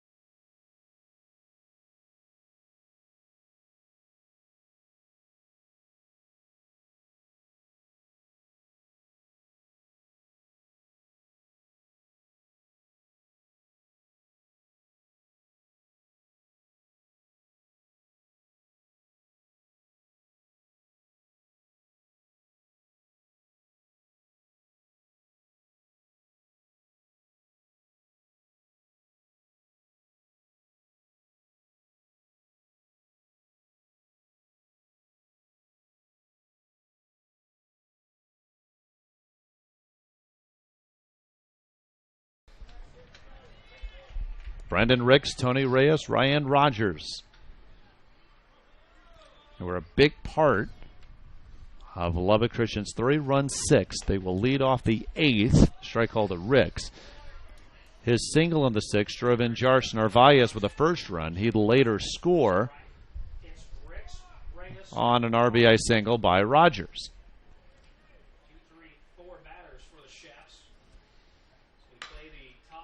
Chopper fell. Well, Fort Smith, just like Lubbock Christian yesterday, they scored 8 runs, but they left 12 on base, and their 12-8 loss to St. Ed's. Fort Smith, if they don't pull this out, will wonder what might have been. They've left 8 on base in this game. Lubbock Christian has left just 4 on.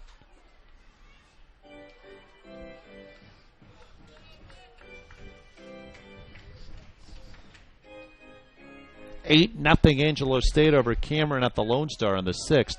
2-0 Mines over MSU Denver at the Armac in the 4th. Strike 3. That outside corner to right-handed hitters has been the call. No exception there. 1 out in the 8th. Well, you got to protect for it then.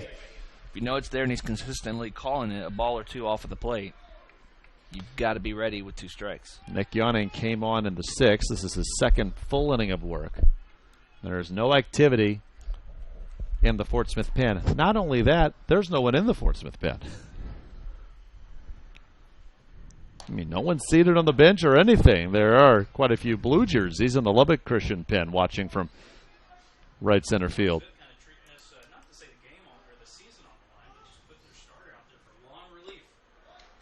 There's a swing and a miss. 1-2.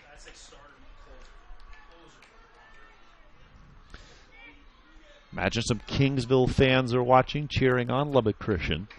Kingsville 2 and out in the Lone Star, wanting Fort Smith, ranked just below them in the South Central region, not to make it to championship Saturday either. And if you are a Kingsville fan, of course, hello. 2-2. Tried to frame the outside corner to the left-handed hitter, but didn't get the call, and it's a full count now to Reyes. Now, David, I noticed some fans out in the left field bleachers. I've yet to see anyone inhabit the right field bleachers. That's called strike 3, and that's a good call.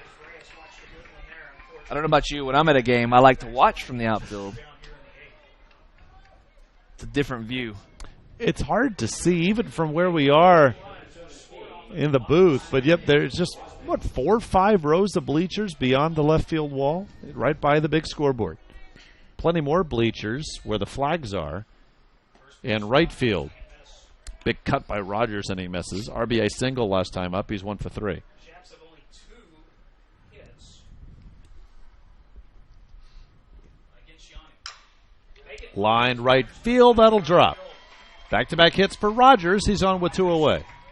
Have not had a hit here in the paper, but has 2 in his last 2 at-bats. His first 2. We'll get a pinch runner. Rogers, who's the designated hitter, will come out. A.J. Perez, freshman from Lubbock, will replace him.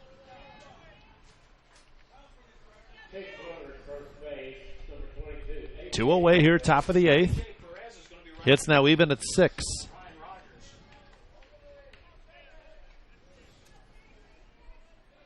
Freshman from Lubbock, Texas. Strike call outside corner. Chase Simmons 0 for 2. But sac fly in the 6th to score Tony Reyes with their second run. Or rather, I apologize, third run. That's in there, 0 and 2. Count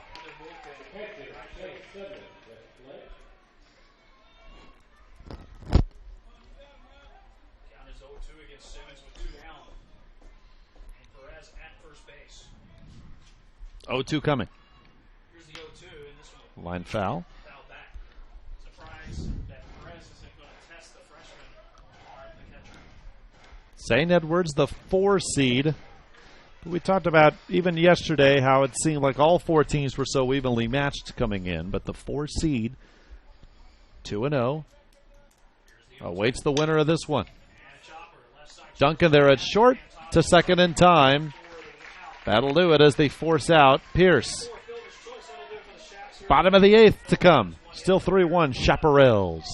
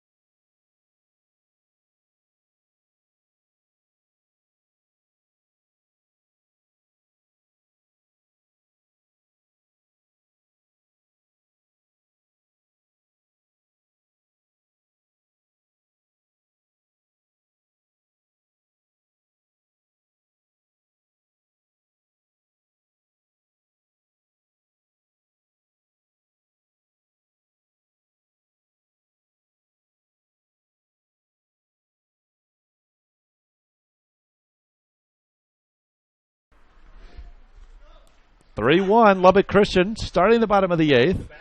Nick Hooper back on the bump for the Chaps.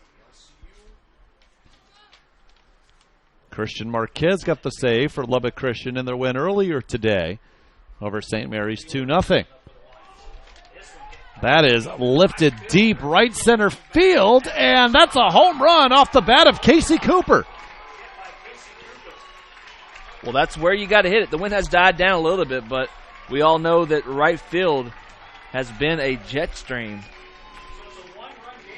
3-2. Perhaps their season in the balance. Fort Smith now just down a run. Last time these two teams played, it was a walk-off come from behind win by the Lions. And This Fort Smith team, the only team to win a conference series against Lubbock Christian. They have single runs in the 6th and 8th. Cooper's 6th home run of the season. And here's Anthony Seminaris, an RBI double his last time up. He chased the Lubbock Christian starter, Russell Reber. And that 6th home run for Cooper ties him for the team lead. Now a lot more noise on the third base side of the depot at Cleburne Station from this Fort Smith Lions squad. 1-1 to Seminaris. 3-2 the score. LCU still up by 1. Chopper, foul left. That's into the Fort Smith dugout. Count is 1-2. Shaps had a 3-2 lead against Fort Smith the last time they played. And Fort Smith gets a run in the bottom of the 8th to tie it and gets the run to walk it off. To left center. Base hit. Base hit. Stewart gets there quickly. Tying run at first. Go ahead run coming to the plate. Seminaris with a 2-hit contest. Lubbock Christian, some activity brewing now in the bullpen. And it was said that Cooper just tied Pitchford for the team lead. Let's see if Pitchford is upset with that. First, a conference on the mound. Chase Pitchford 0 for 3. He was the first man for Nick Cooper to face with runners on base. In fact, there were runners on second and third when Hooper came in with one out in the 6th, and he would get back-to-back strikeouts of Pitchford. And now the man on deck and Brennan Dooley. Senior right-hander Brent Bezio up in the bullpen for the Shaps.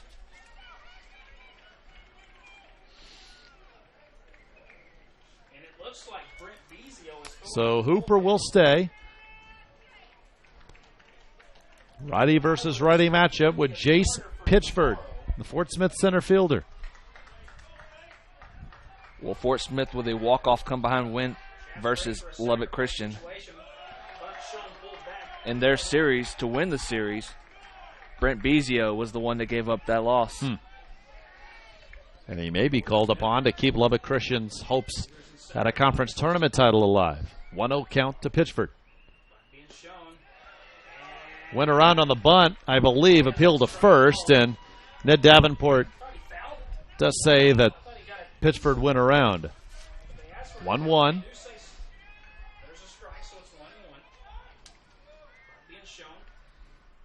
Already showing bunt. Pulls back this time. Gets the outside corner call.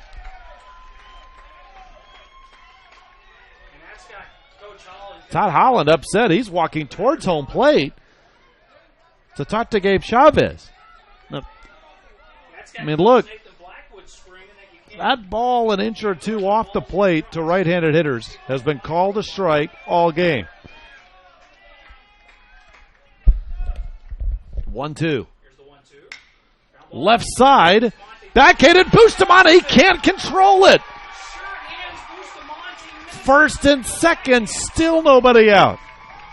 I will say if he does feel that ball, he's got a tough pivot to make to get the throw at second. I doubt he gets the runner at first. Pitchford 11 for 15 on the base pass with a lot of speed. It's an E6. I mean, he could have had the play at second. It'd have been a difficult play, but not an impossible one. Bustamante's 14th error of the season. That's one of those where you have the player that can get to more balls, so they have more errors. Right.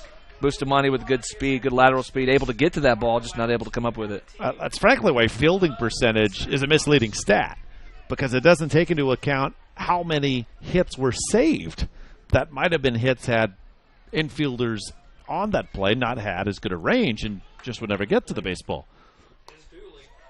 So here's Dooley, who pulls back on the bunt attempt. It's 1-0. He has 1 for 3 with a single. High drama here in Cleburne. Fielding percentage very deceptive. Derek Jeter, one of the highest fielding percentages as a shortstop. Bunt. Hooper bobbles it. No play. He looked at third and couldn't get the exchange.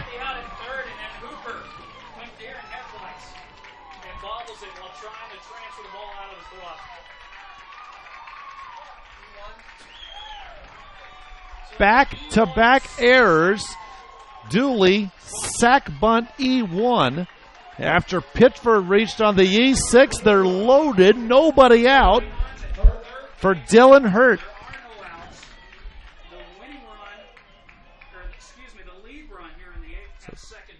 So 3 errors now for Lubbock Christian.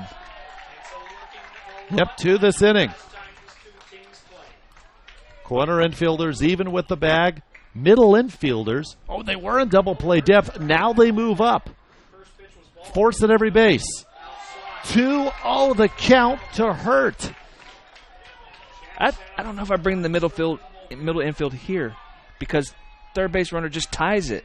But if you give up a single, you could have 2 runs score, and you lost the lead. But you do have Hurt up at bat. His batting average below 200, but he has been solid here in the Heartland Conference Tournament, 3 for 6, I believe. He takes the big cut and fouls the 2-0 offering back. 3-6-3 for Lubbock Christian, 2-8-2 for UAFS. More balls and strikes. Cooper trying to bounce back from the 2-0 count. To start off with here on Homer, single, error, error. That's how the inning's gone so far. here's the 2-1 pitch. 3-1 with no place to put Hurt. Nowhere to put him. Can walk the run here. They're in the driver's seat.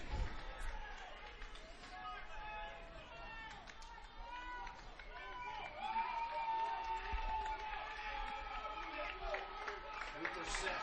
The 3-1. Ball 4. Oh, they called a strike. That's right there. Hurt was about 10 feet down the first base line. That's where he's been calling it, though. I disagree with the last strike call that head coach Todd Holland was complaining about. I disagree with it, but at least he is consistently calling that. I thought that was a little further outside, but full count. Big pitch coming up here. Now Hurt has to gather himself. The freshman. The payoff. That's ball 4 high. Now it's 3-3. We're tied. Home run, walk, walk. Bases loaded, still no outs. Now the go-ahead run is at third. Remember, the pitcher for Fort Smith, who already has been in the game, the 6th inning, is their closer, Nick Yawning, who, if Fort Smith can get another run across, could try to close out the win. First, a pitching change. 2 runs in, bases loaded, no one out. Bottom of the 8th, tied at 3. On LCUShaps.com.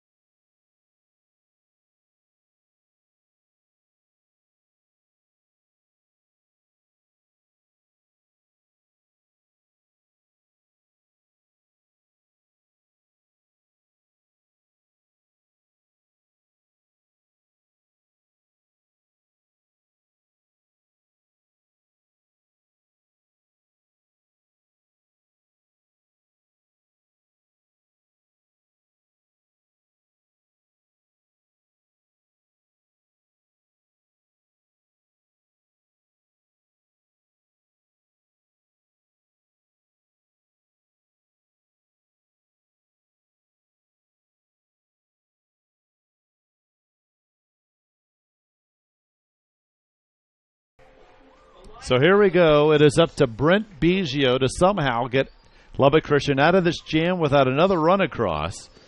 If the Shaps want to go to the 9th, tied 6-1, senior right-hander from Mineral Wells, Texas, one of their many Seward County community college transfers. On the season, Biggio, 4-3, an ERA of 2.48. This is his 16th appearance, 14th in relief. 29 hits, 13 walks in 32 2/3 innings, striking out 25. Regular season series, Arkansas Fort Smith was 3 for 4 with the bases loaded. His ERA in Southland Conference play, 3.38 in 7 appearances. Well, Bizio fairly close to home. Mineral Wells not too far from Cleburne, just north of I-20. Well, now the infield has to play in. 3-3 now. Here's Brandon Warner. 0 for 2 with the walk. 9-hole hitter. Top of the order on deck. He's been one of the defensive stars today at the hot corner over there at third for Fort Smith. First pitch. Oh, that looked good. In fact, Chase Simmons, you could tell his body language upset. And Gabe Chavez is looking into the Lubbock Christian dugout. Nathan Blackwood's complaining about that ball call. Pitchford at third, Dooley at second, Hurd at first. Good off-speed pitch, 1-1. Bizio does a good job of not changing his delivery there between the two pitches. Fooled me up here as well.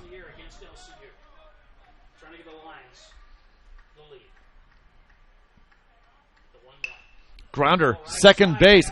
They'll go home, a double clutch, and the throw in time. 4-2. Narvaez to Simmons. There's one out. Bases loaded still. Tough play to make as Urquizo was sliding while trying to set his feet. That bat was right around home plate, too, as that slide occurred. Now here's the top of the order, and Allen. Last 2 times up, singles. Dooley at third, Hurd at second, now Warner at first. Strike call. Now, of course, the middle infielders are in double play depth because the double play will end the inning.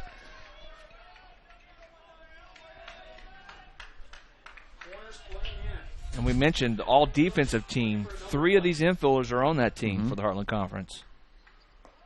Big cut, 0-2.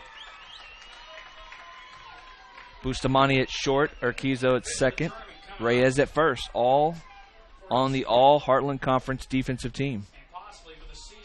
And even though Narvaez double clutched, he stayed patient enough to fire that dart to home in time.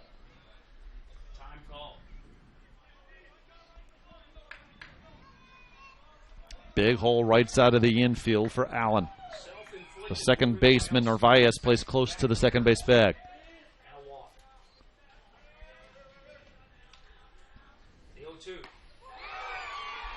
Called strike 3. That was a delayed call there, too. Todd Holland again is protesting, but that has been the call we've seen all night. 2 outs now, and Biggio's 1 out away from getting out of this jam with the game still tied. Drew Duncan pops up the first pitch. Biggio calls. Brent Biggio. Now as Lubbock Christian goes back to the dugout, Chase Simmons and Drew Duncan exchange words. Simmons has to be escorted back to the dugout, as well as Drew Duncan, who pops out in frustration. Fort Smith happy the game is tied. Lubbock Christian happy the game is tied, as the Lions have the bases loaded, no outs, with a 3-3 score. And that will be the score as we head to the 9th.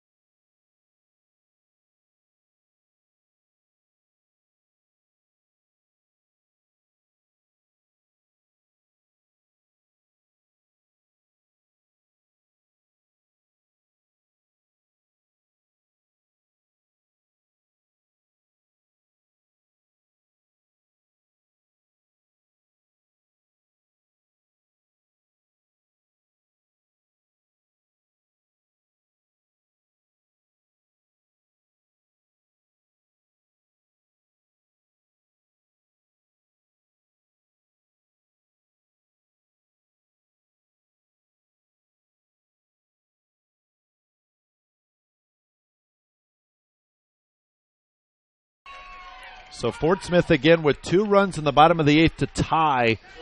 But they have the bases loaded, no outs even after getting 2 runs across. And Brent Biggio in relief holds the Lions at bay. And now Caleb Kodiker, the left fielder for Lubbock Christian, leads off the 9th. This is high to right towards the line, and Logan Allen just inside that right field line, about 30 feet shy of the wall, makes the play. 1 out, top of the 9th.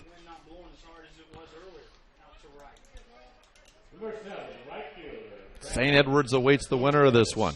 They will not mind if this goes 19 innings. Because whoever they face tomorrow will have to beat them twice. We'll be underway at noon. Urquizo 0 for 2 with the walk. Waves and misses 0-1.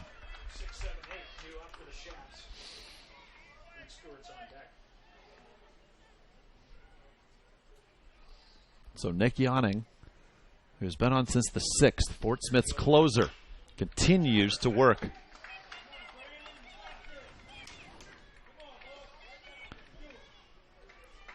He gave up an RBI single and a sac fly to the first 2 batters he faced in the 6th, but all 3 of those runs charged to the Fort Smith starter, Evan Dodd. 0-2. Fouled into the LCU dugout. 3-3 here at the Heartland Conference Tournament. 8-0 top seed Angelo State over Cameron, top 8th at the Lone Star Tournament. And at the RMAC, 2-0 Mines over MSU Denver, bottom 6. Swing and a miss. Yawning took something off. 2 outs.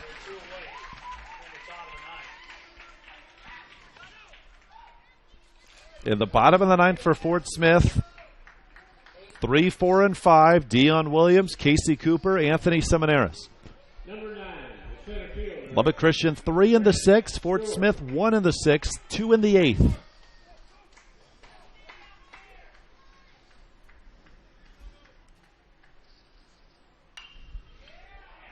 Brent Stewart fouls the first pitch off. I know we've talked about this so much, but you just cannot overstate the importance of this game to these Lions. A loss, that'd be tough to think they'll get an at-large berth to the NCAAs. A win, they're right in the thick of it. Of course, still in line for a conference tournament title, which would give them an automatic berth.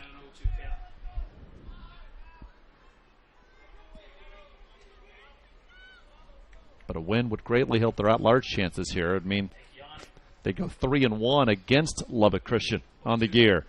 3-pitch strikeout. 1-2-3 inning for Yawning in the 9th. Lions a chance to win it. 3-3.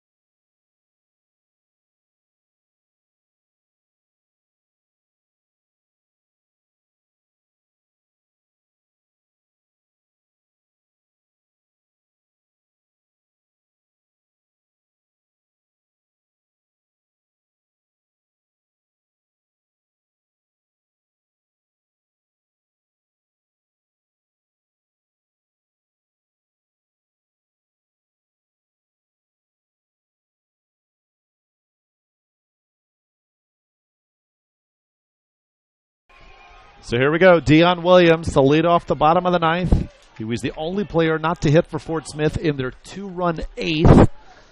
Casey Cooper on deck got the 8th inning started with a solo homer. 1-0 the count. Brent Biggio on for what he hopes to be his first full inning. Inside corner call, 1-1. If we get to a 10th, 3-6-3 for LCU. 3-8-2 for UAFS. 1 for 4. Now, try to get out of the way of the pitch. And there's an appeal to third. No swing, according to Jason Whitehead. I mean, his hands did come forward, but he broke his hands just to get out of the way. So it's not an attempt, if you ask me. Not even an appeal down to first base. Williams, 1 for 4 today, 2 for 12 here in Cleburne. The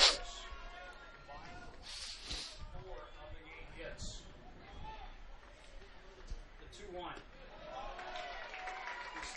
3-1 now the count. They have a band banquet next door, and everybody is exited that. And is Grounder to short. ball put in play. Bustamante, 1 away.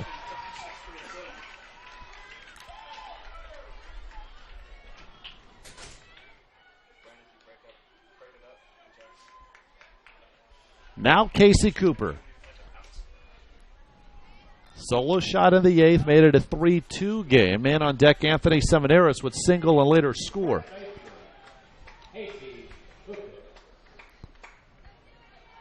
Homer here obviously ends it. Cooper's 2 for 15. Lubbock Christian hoping to get this to extras. The 2 hits are home runs. Strike call. 1 for 4 in this one. LCU SID Chris Dew informing us that Cooper 2 for 15 against Lubbock Christian pitching, but those 2 hits are 2 home runs. That's feast or famine.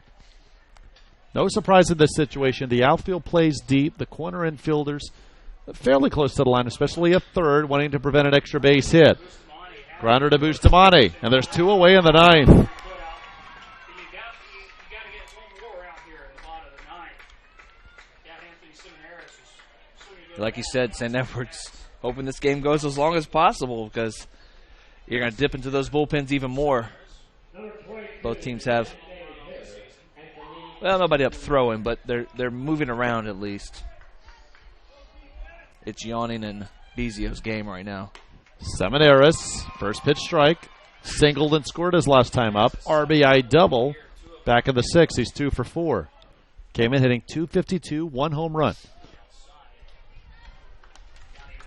If they get it to the 10th, Lubbock Christian will have Narvaez, Bustamante, and Ricks due up. LCU is 3-1 in extra inning games if we get there. Strike call. Lubbock Christian came into Cleburne excellent with late leads, but they lost the lead in the 7th yesterday, lost the lead in the 8th here tonight. That's off the glove of Bustamante. Base hit with 2 outs. Seminaris his 3rd consecutive hit, representing the winning run at first.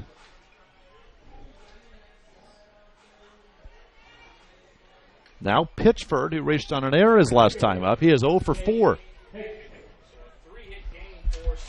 But tied for the lead in home runs on the team with 6. He is 3 for 12, Pitchford, in Cleburne.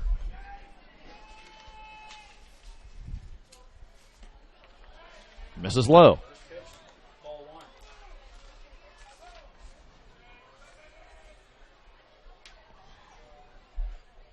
Pitchford, their co-leader in home runs at the plate here. To right, won't carry. Urquizo hauls it in. Free baseball in Cleburne. I was just saying the same thing. Free baseball. And we're 3-3 as we head to the 10th.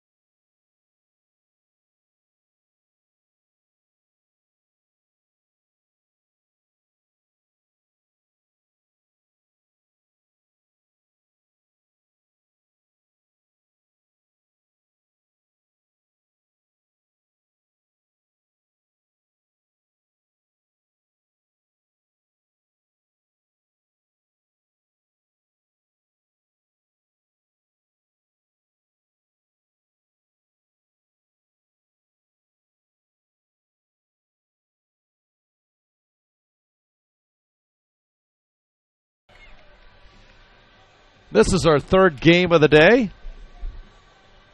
Why leave? Let's play more. Our 28th inning coming up at the Heartland Conference Baseball Tournament. David Salzman, Logan Lawrence with you. 3-3 the score.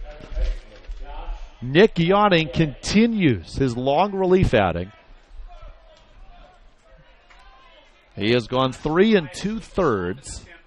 And Josh Narvaez is the first man to face him. I mean, the game's not until noon tomorrow, so we can afford to sleep in. There is one Starbucks in Cleburne. To right. Here comes Allen. One away in the 10th.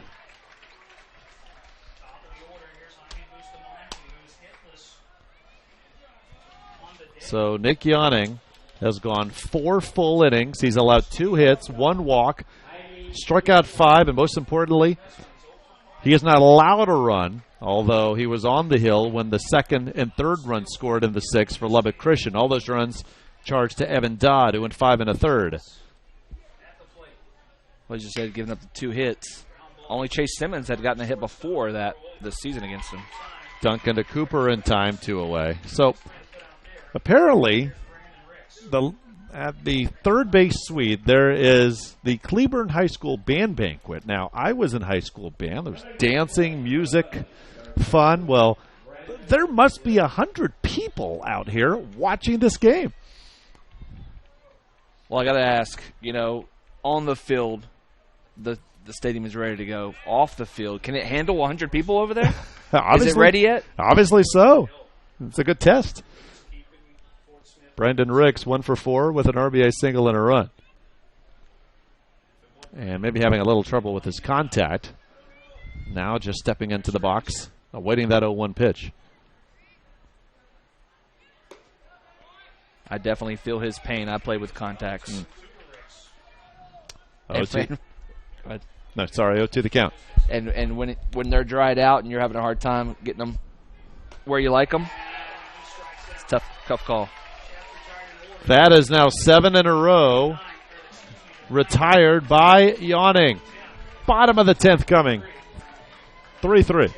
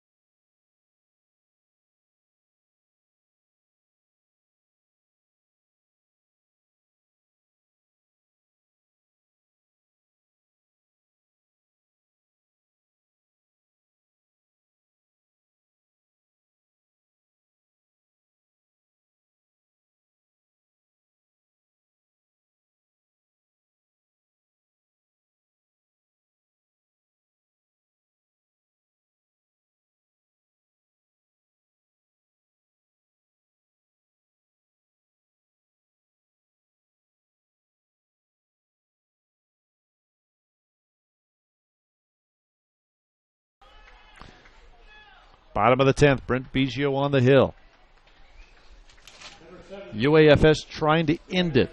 7, 8, and 9 in the order. Due up, Dooley, Hurt, and Warner. First pitch strike on the outside corner. Dooley reached on an E1 his last time up, but not an official at bat because that was off a sac bunt. And so officially he is 1 for 3.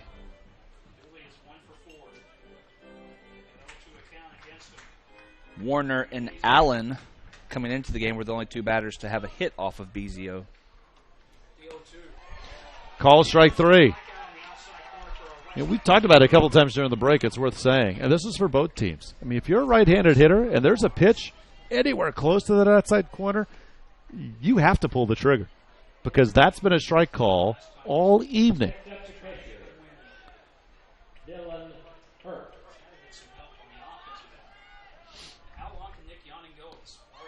Off speed, swing and a miss for Hurt.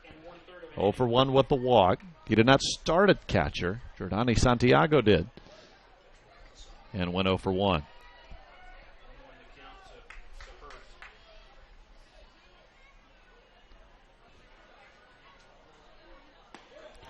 Conference tournament baseball. Chaparrals played the noon game, outlasted St. Mary's 2-0.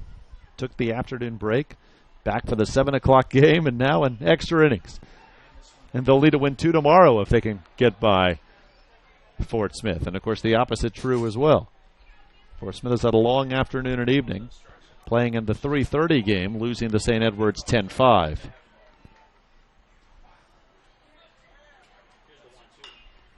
Still 1-2.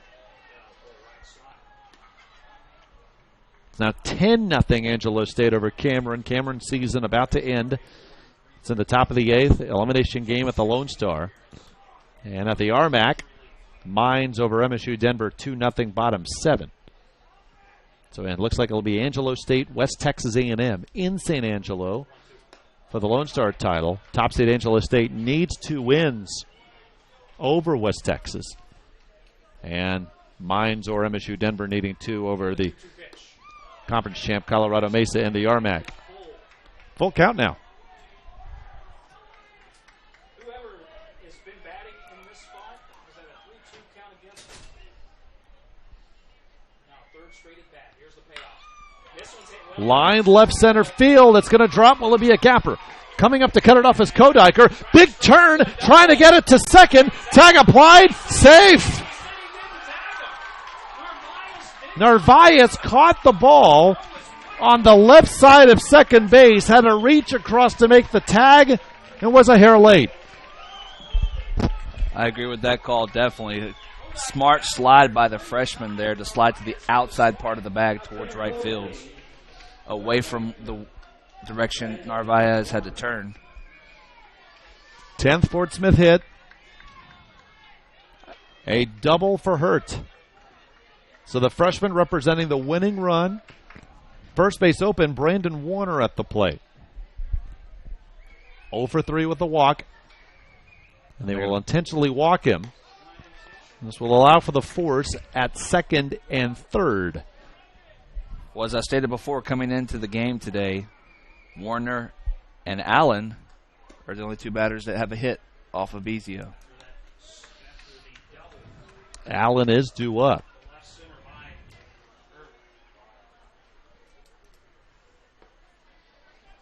Now, of course, in the major leagues now, you don't have to throw the 4 pitches to grant the intentional walk. That's a new rule. But here, they'll make Biggio throw the 4, and number 4 here.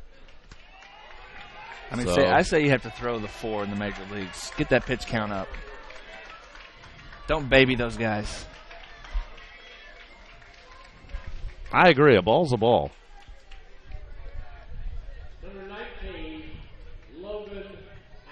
So here's Logan Allen, the freshman of the year in the Heartland. 2 for 5 in this game. Looking to send Fort Smith the championship Saturday. First pitch high. Third baseman Rick Zeban with the bag. First baseman in Reyes plays behind Warner. Middle infield wanting that double play to end the inning. Big cut on a fastball. Struck out Allen once in this game. Needs one here and then a double play ball. 1-1. One out. Got that outside corner. 1-2. Notice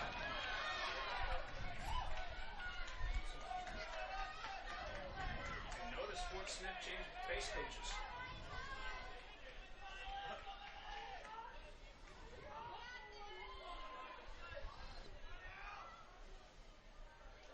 Here's the 1-2. Off the fist, foul back. Chris Dew, voice of Lubbock Christian. Good eyes. He's recognizing Todd Holland's no longer in the third base coach's box. Maybe it's superstitious.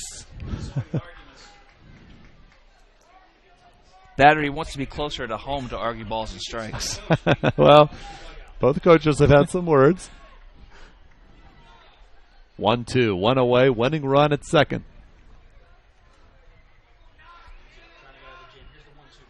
Got him! 2 away in the 10th. So Biggio came on in the 8th with a 3-3 tie, bases loaded, no outs. Got a fielder's choice, strikeout, and pop-up. Gave up a 2-out single in the 9th. Double intentional walk in the 10th. If he gets out of this jam, Fort Smith would have left 6 on base with Biggio on the hill in 3 innings.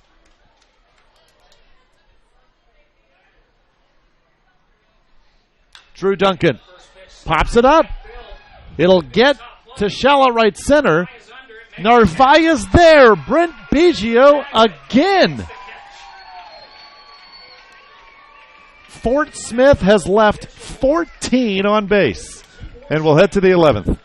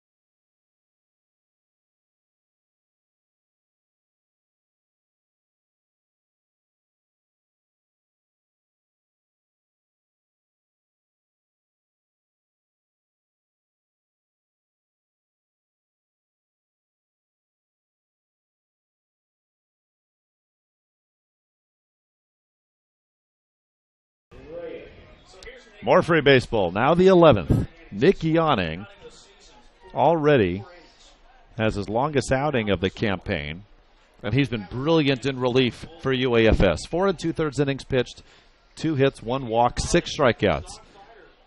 He has not allowed a run. Lubbock Christian's 3 runs coming in the 6th. 3-3, 11th inning begins. First pitch ball to Tony Reyes. Reyes 1 for 4, singled and scored in that 3-run 6th. Right in there, 1-1. Reyes to be followed by Ryan Rogers and Chase Simmons.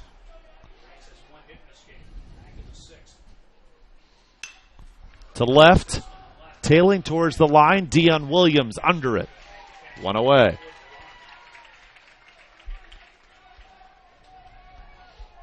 Imagine some St. Edwards players, coaches watching this one saying, hey, keep going, you got all night. There is activity in the Fort Smith pen. Looks like, well, we'll get a number for you in just a sec. So pinch hitter now. It is Logan Nethercott, junior from Canyon City, Colorado, pinch hitting for Rogers in the DH spot. First pitch strike. 337 hitter, 31 hits and 92 at bats, 16 RBIs, also 21 walks, and on base percentage of .452. Ryan Rogers went 2 for 4 and had singles his last 2 times up.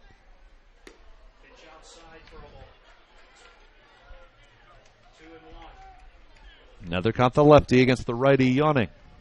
2-1 the count with 1 away, top of the 11th.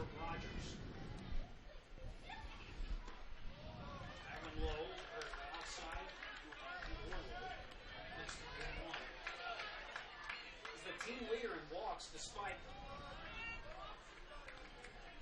the limited action. Yawning steps in the rubber as we await the 3-1. Strike of the belt. Inside corner, and it's going to be a full count.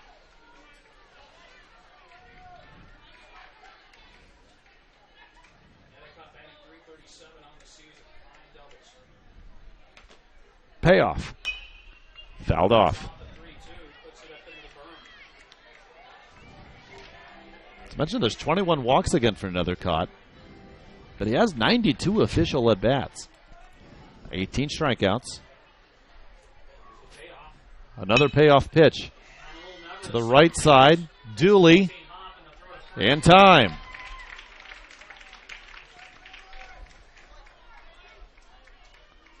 And Cooper got stepped on over there at first base. With Nethercott, like he got cleated, but Yeah, it looked like he's trying to pull the back end of his right shoe back over his foot, and does. And he looks at first base, extends his glove, says he understands not a dirty play, just Nethercott hustling down the first base line. Chase Simmons 0 for 3 with a sac fly. he's 0 for 3 with a sac fly. RBI. Strike inside corner. It's LC's all-time leader in the Hockey Conference tournament, 4 runs batted in. Now 0-2. Right into the hands of head coach Nathan Blackwood. 3 in the 6 for Lubbock Christian. 1 in the 6, 2 in the 8th for Fort Smith. That's foul back. I might jinx us here, but we've yet to get one off of the press box through 5 games. Took it 29 innings. Line right field, that'll drop. 2-out single for Simmons. First base runner since the 8th for Lubbock Christian. Ends a string of 9 in a row retired by Yawning. Again, this is already his longest outing of the season. Todd Holland will keep him in as long as need be, wanting to win and to save the rest of the pen for what Fort Smith hopes 2 games tomorrow against St. Edwards. Kodiker, strike on the outside corner. Kodiker 1 for 3 with a single and a walk.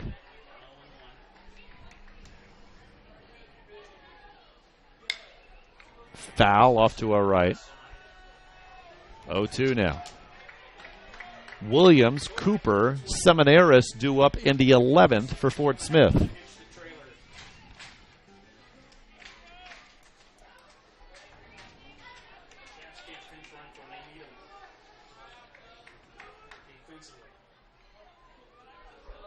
Oh, 2 from Yawning.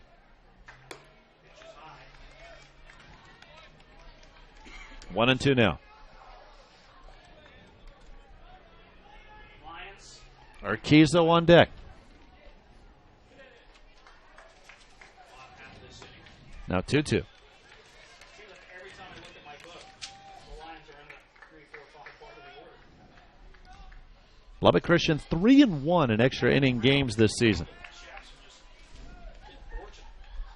20-2 and leading after 7, but they lost their 2-run lead in the bottom of the 8th. Got him. Nick Yawning. 5 2/3 innings of shutout baseball in relief. And yet we still go on 3-3 as we head to the bottom half of the 11th.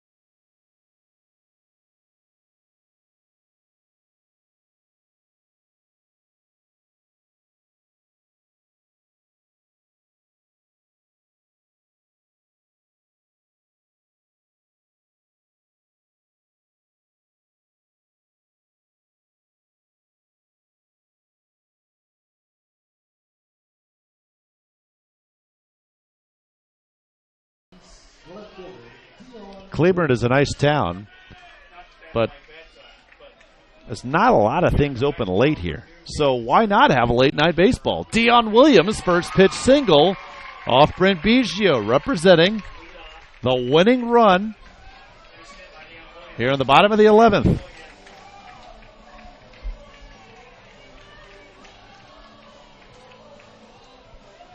Todd Holland is back in the third base coach's box and is talking to Casey Cooper. Expect perhaps a bunt to be laid down, although Cooper with a solo homer in the 8th. He's probably asking him how you feel. I mean, he's one of your seniors. He's one of your leaders. So what do you want to do? Yeah. Cooper is 1 for 5. Brent Biggio starting his third full inning of work.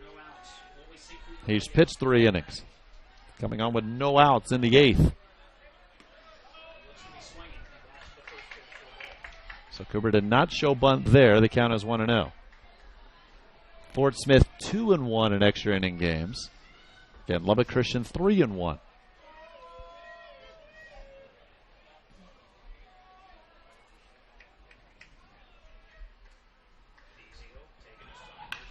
Ripped to left. That's hooking foul. And that had home run distance. That was only a question of how far that would go, because the flags, which have been so strong, showing us the wind from left to right all day, barely anything now. Wind has died down as nighttime has progressed here in Cleburne.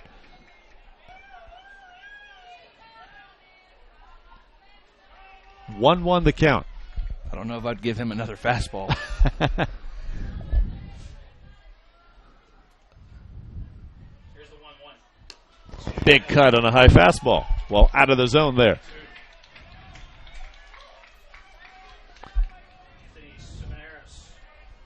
There is activity in the Lubbock Christian pen. I think that's Christian Marquez who got the save for LCU earlier today in their 2-0 win over St. Mary's.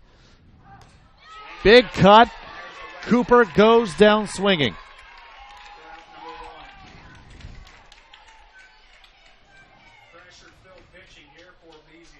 Seminaris, 3 hits his last time up, and 3 for 5 now at the plate. Jace Pitchford now in the on-deck circle. Well, it's tough to ask your cleanup hitter to lay down a bunt there, because if you do that, then you have 5 and 6 coming up with the runner in scoring position, potentially. Right, and if you get the bunt down, you take the bat out of Seminaris' hands, of course. Yep, And intentionally walk him. But you're right. Now just the runner on first. That's the risk you take instead of first and second.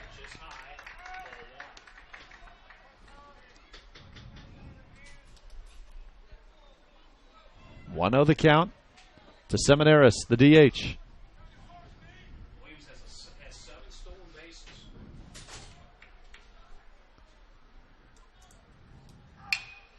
Ground ball. Bustamante touches second to first in time.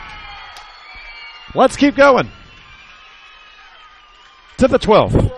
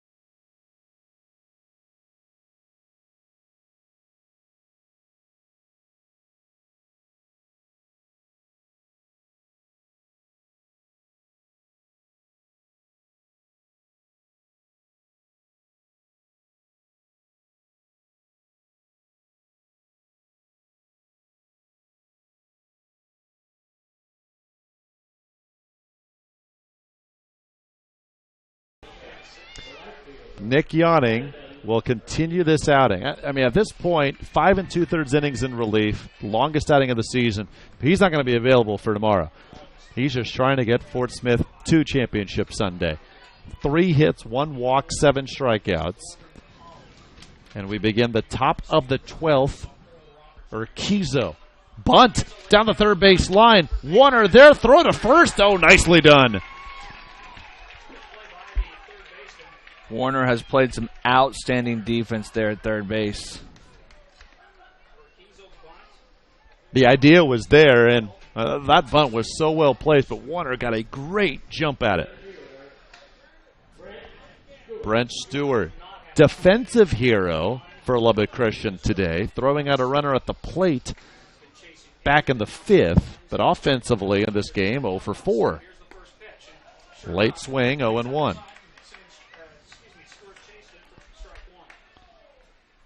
Angelo State 10-3 over Cameron, top of the 9th. Mines 2-0 still over MSU Denver, bottom 8. Here we're in the 12th. And off the glove of Duncan and into center field. So Stewart on base for the first time in this game, and he represents the go-ahead run.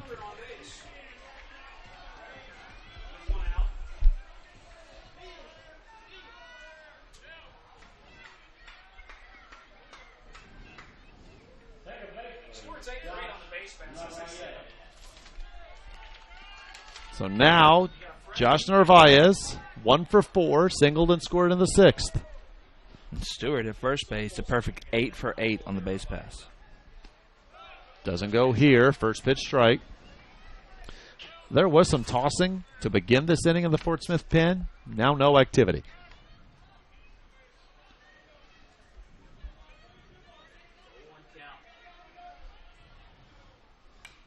That's foul back.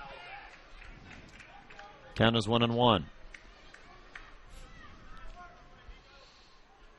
It's the 4th hit allowed by Yawning in 6 innings of relief work. Evan Dodd went the first 5 1/3, give it 3 runs, 2 earned.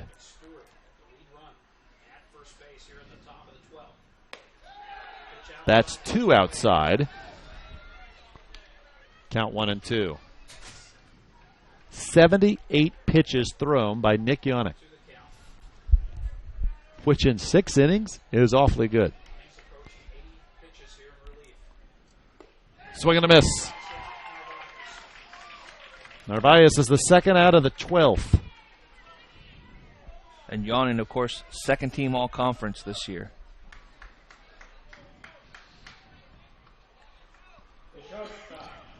He got his 9th save of the season last night in the 6-3 win over St. Mary's, 2/3 of an inning.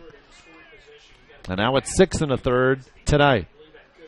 Jaime Bustamante, as we see the top of the order for the 6th time for LCU. Bustamante 0 for 4 with a sac bunt. That was low, 1-0 the count.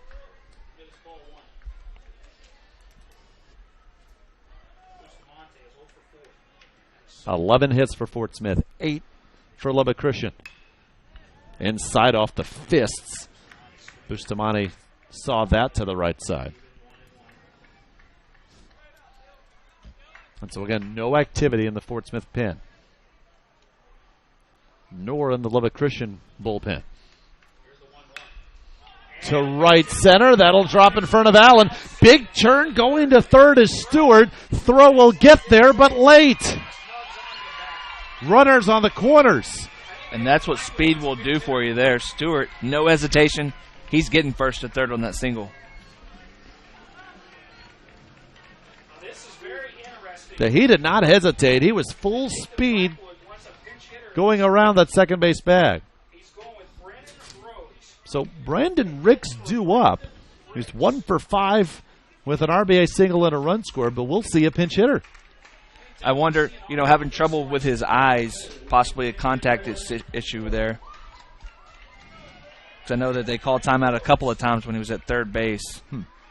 Right. But we don't know up here, of course. So Brendan Rhodes, junior from Snyder, Texas. And the biggest of moments in this game. 7 of 16 for the year. hitting .438, 6 runs batted in. And 5 of his hits have come by pinch hit. Runners on the corners, 3-3 tie in the 12th.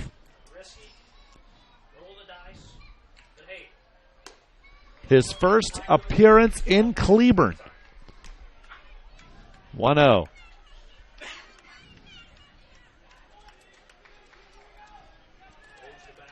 Stewart at third. Bustamante after his first hit of the game on first. 1-1 the count.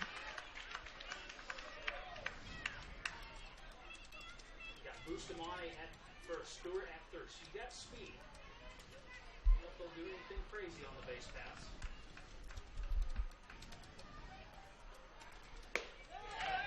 Strike call. Got that outside corner call of the belt. 1-2 to Rhodes.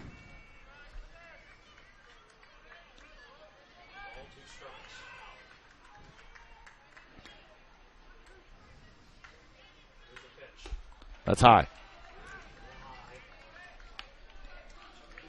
Wind's picking up a little, but really not much of a factor, if at all, now.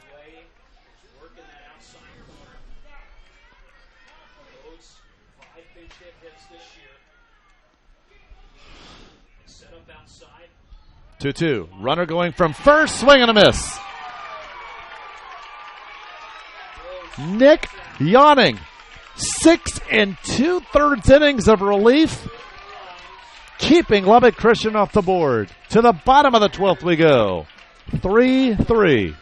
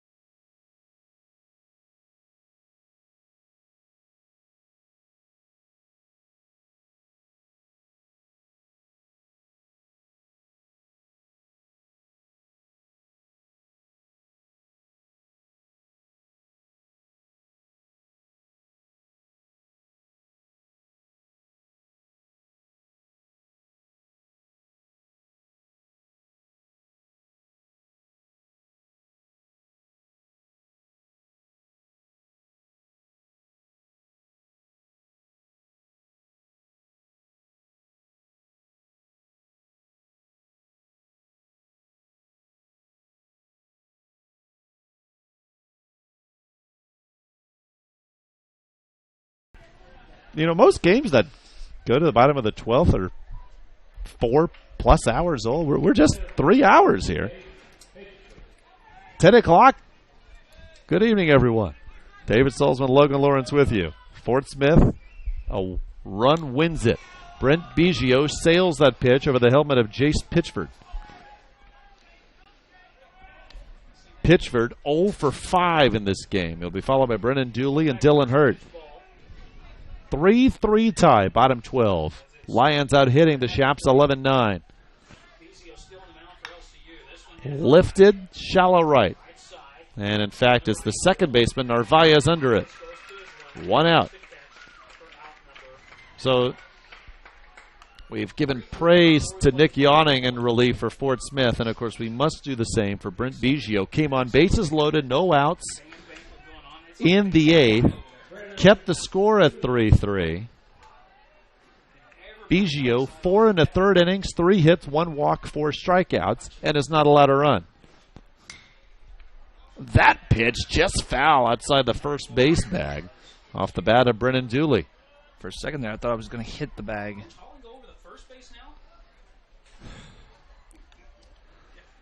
This has got to be superstition. Coach Holland now coaching first base. Now, I've never seen that ever. Well, yesterday's game, he switched shirts. Right. That's Today, true. in the dugout, in third base, and first base. He started with the T-shirt look and then put the pullover on. He's had the pullover on all game here.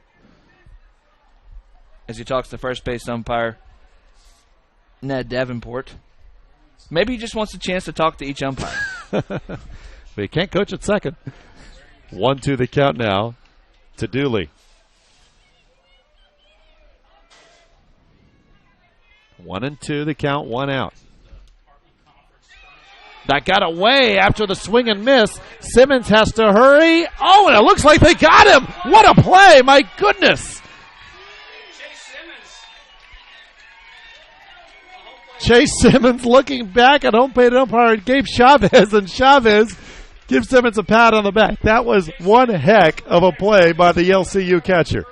I'll tell you what, Simmons needs to thank Chavez because it got through Simmons' 5-hole and hit Chavez. If that gets all the way back to the screen, safe at first, more than likely. That was an action-packed strikeout. 2 away.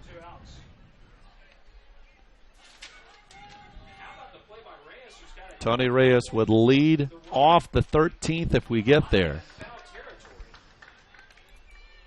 2-0, though, the count to Dylan Hurt. 1 for 2 with the double.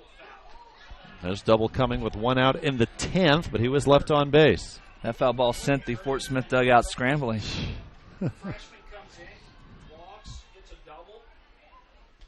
2-1.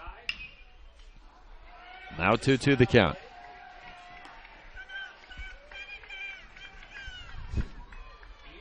Cameron down to its final out of the season, down 10-3 to Angelo State at the Lone Star. Mines now up 3-0 on MSU Denver, top of the 9th at the Armac in Grand Junction, Colorado.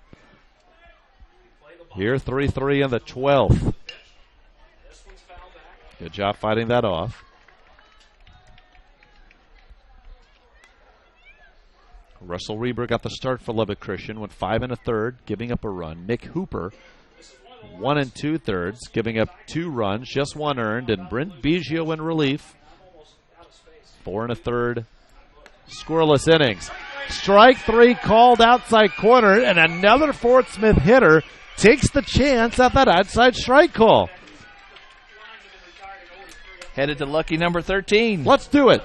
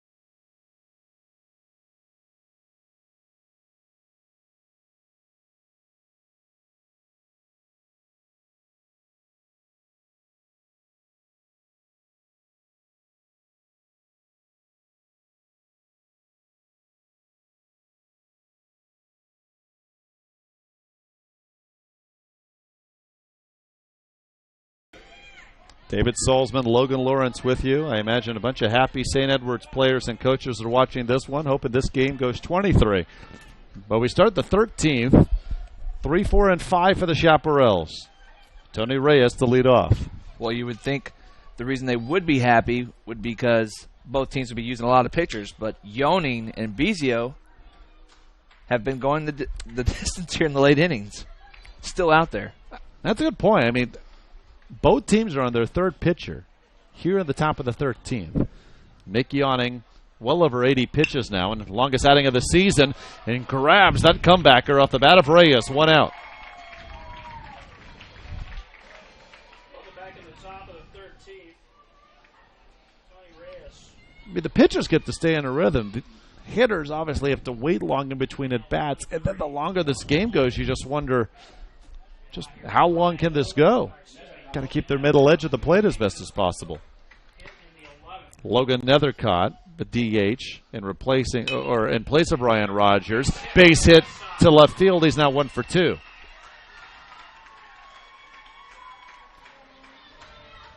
the lead run aboard for LCU with one out. We're going to see. Pinch runner coming in for Nethercott. No surprise.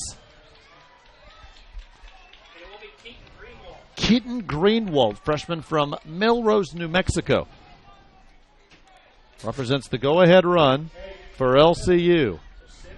Chase Simmons, who made the tremendous defensive play on the strikeout in the bottom of the 12th off the bat of Brennan Dooley, which is almost a wild pitch. Dooley was barely at it first on a ball that trickled about 15, 20 feet away from the plate. Now Simmons at the plate. 1 for 4 with a sac fly. 1-0 the count. That's over in San Angelo. Top seed Angelo State, eliminating Cameron 10-3. It'll be Angelo State, West Texas A&M tomorrow. Runner going and a liner right into the glove of Dooley. Double play.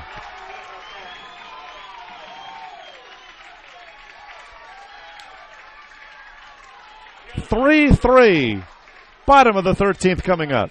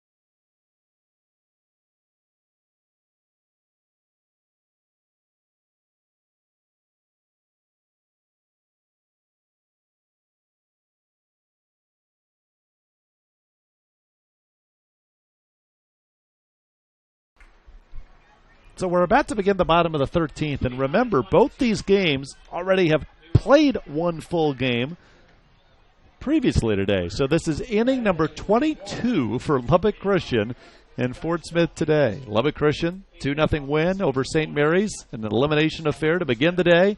Fort Smith in a winner's bracket game falling to St. Edward's 10-5. An 0-1 count to Brandon Warner, 9-hole hitter, to lead off the 13th, and it's a grounder to short. Bustamante throws Warner out. St. Edwards awaits the winner of this game, noon tomorrow. St. Edwards just needs one win to take on the conference tournament crown, and whoever they play will have to win twice.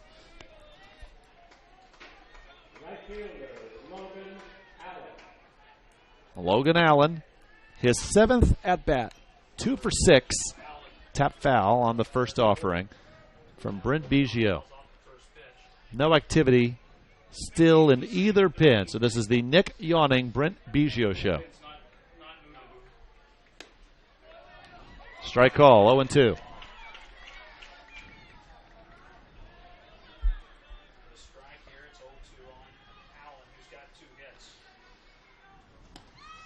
Way outside, 1-2.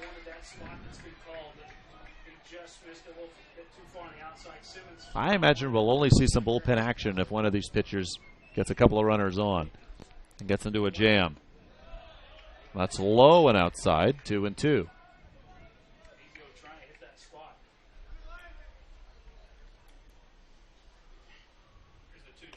Swung on and missed. Off speed and inside. Third straight time that Logan Allen has struck out.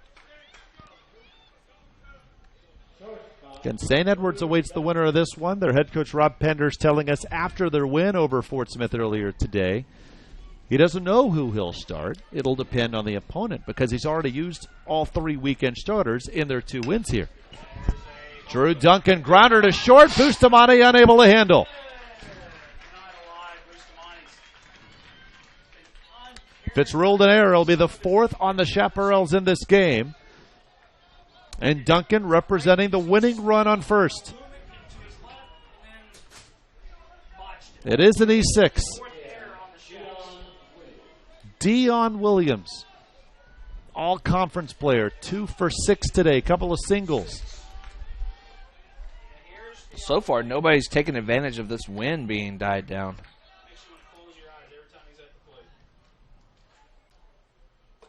Pitch, high and tight. Worth mentioning again, every time Williams is at the plate, 30 extra base hits this season. 14 doubles, nation leading 11 triples, 5 homers. Chance to end this with 1 swing. It doesn't have to be out of the park. He grounds it, though, and a hard hop into the glove of Reyes. That'll do it in the 13th. 2 out air. Drew Duncan is left. Lucky number 14. And the second 7th inning stretch. Let's do it. 3-3 tie.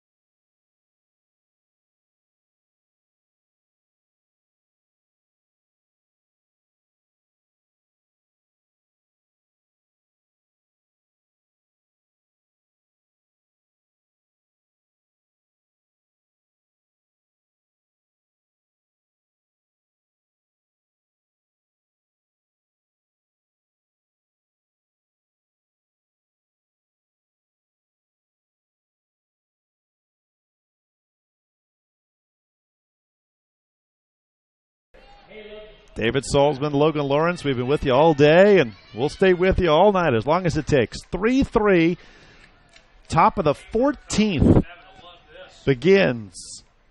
Caleb Kodiker, Brendan Urquizo, and Brent Stewart due up. Big cut. An 0-1 count to Kodiker.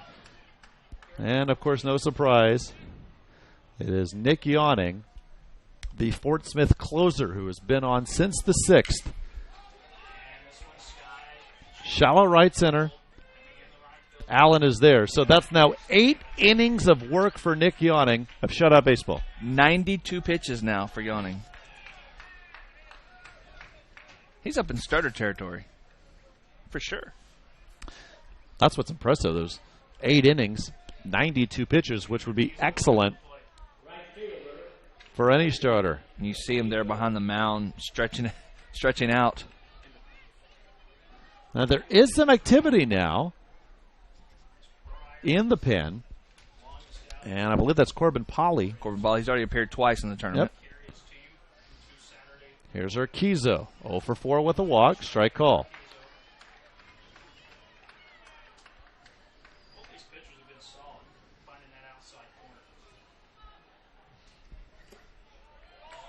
Now 0-2.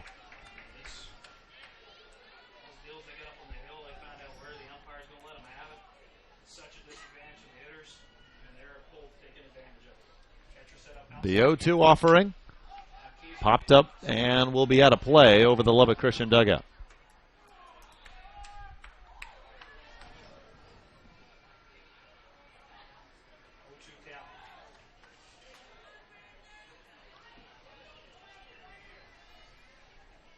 On deck is Stewart. 3-3 tie. Lions out hitting the Shaps 11-10. 4 Lubbock Christian errors, 2 for Fort Smith. That's lifted to right, but won't carry now with the wind dying down since this morning. 2 straight putouts for Allen. Neither Nick Yawning or Brent Biggio have overpowering stuff, but their location has been pinpoint. In 8 1/3 innings, 1 walk, 9 strikeouts for Yawning. Brent Biggio in relief. 1 walk, 7 strikeouts in 6 innings. It's a strike to Stewart, who singled off Yawning in the 12th and was left on third.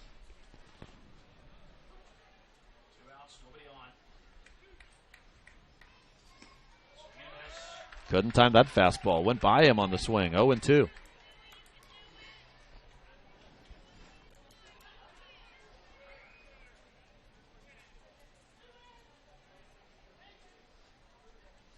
Yawning ready. And the 0-2. To short. Duncan. An easy 1-2-3 frame for Yawning. To the bottom of the 14th. Already 2 7-inning stretches through and still tied.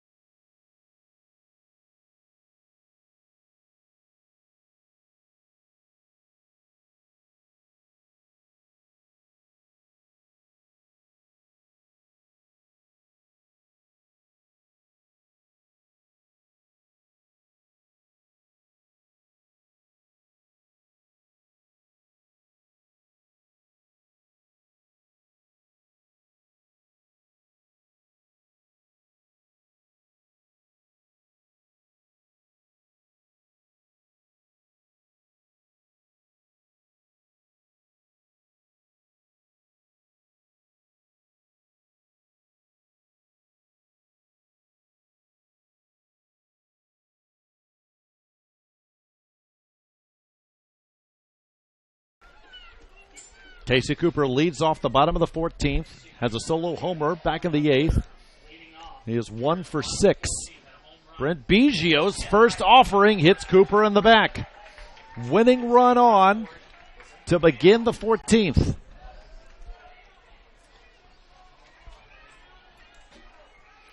So in the 11th inning, Dion Williams led the inning off with a single. Todd Holland allowed Casey Cooper to hit and struck out. Now it's Cooper on first to lead off the 14th, and despite 3 hits, can't imagine Seminaris not trying to lay the bunt down and put the winning run at second, but we'll see. Seminaris 3 for 6, heading to a double play to end the 11th. Rosenbach comes out behind the mound as Biggio gets ready to face Seminaris, who's already showing bunt. Only choking up on that bat, and that's a strike.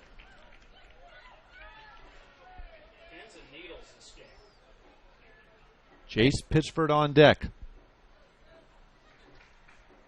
Reyes holds Cooper close at first.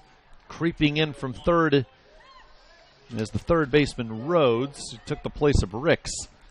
That's a 1-1 count.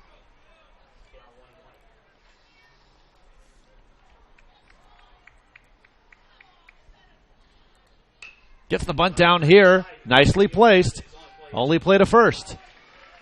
So now the winning run in scoring position and one away.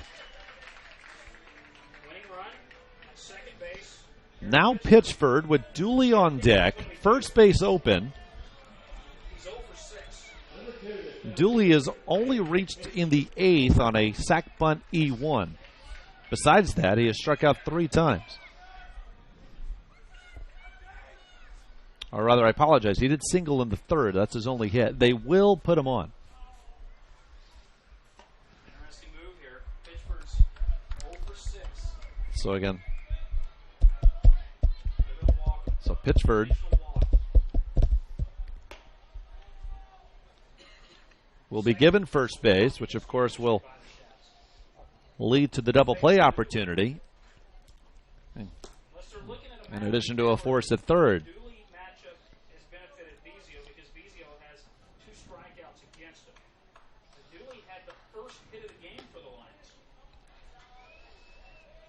So they give Pitchford first. Of course, the runner that matters is on second, and Casey Cooper. 3-3 tie, bottom of inning number 14. It's over in Grand Junction. Colorado School of Mines shuts out MSU Denver 3-0. Mines in Colorado Mesa for the RMAC title tomorrow. Mesa rolled to a regular season title and has to lose twice in order not to get the conference tournament crown. Winner of this game you're watching gets St. Edwards tomorrow at noon. First pitch high to Dooley, 1-0. Outfielders are playing in case they have to make a throw home. Cooper at second, Pitchford at first. Big cut, 1-1. Bezia just blew that one by. Middle infielders in double play depth. Rhodes at third, fairly close to the line. Same with the first baseman, Reyes. Not wanting to give up that hit down that first to third base line. Now 1-2. Biggio's come up with some huge strikeouts already in this long relief outing. 7 strikeouts and 6 1/3. His 8th here would be the biggest if he can come through.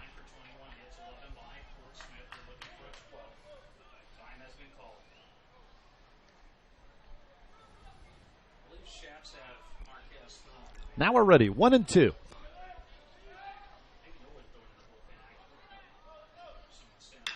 Ground ball, left side, finds the hole. Cooper rounding third and will hold because Kodiker did a tremendous job from his position in left field. Logan already playing pretty shallow, but charging to that ground ball. The bases are now loaded. Absolutely. You don't take a chance there. Like we said in the box, earlier in this inning, all the outfielders were playing up on that one. So it's going to be a close play at home plate, but not able to send them on that one, in my opinion. It's a good call there by head coach Todd Holland. So the outfielders will remain playing in. Any deep ball is going to be deep enough for a sac fly. But the base is loaded, and here's Dylan Hurt.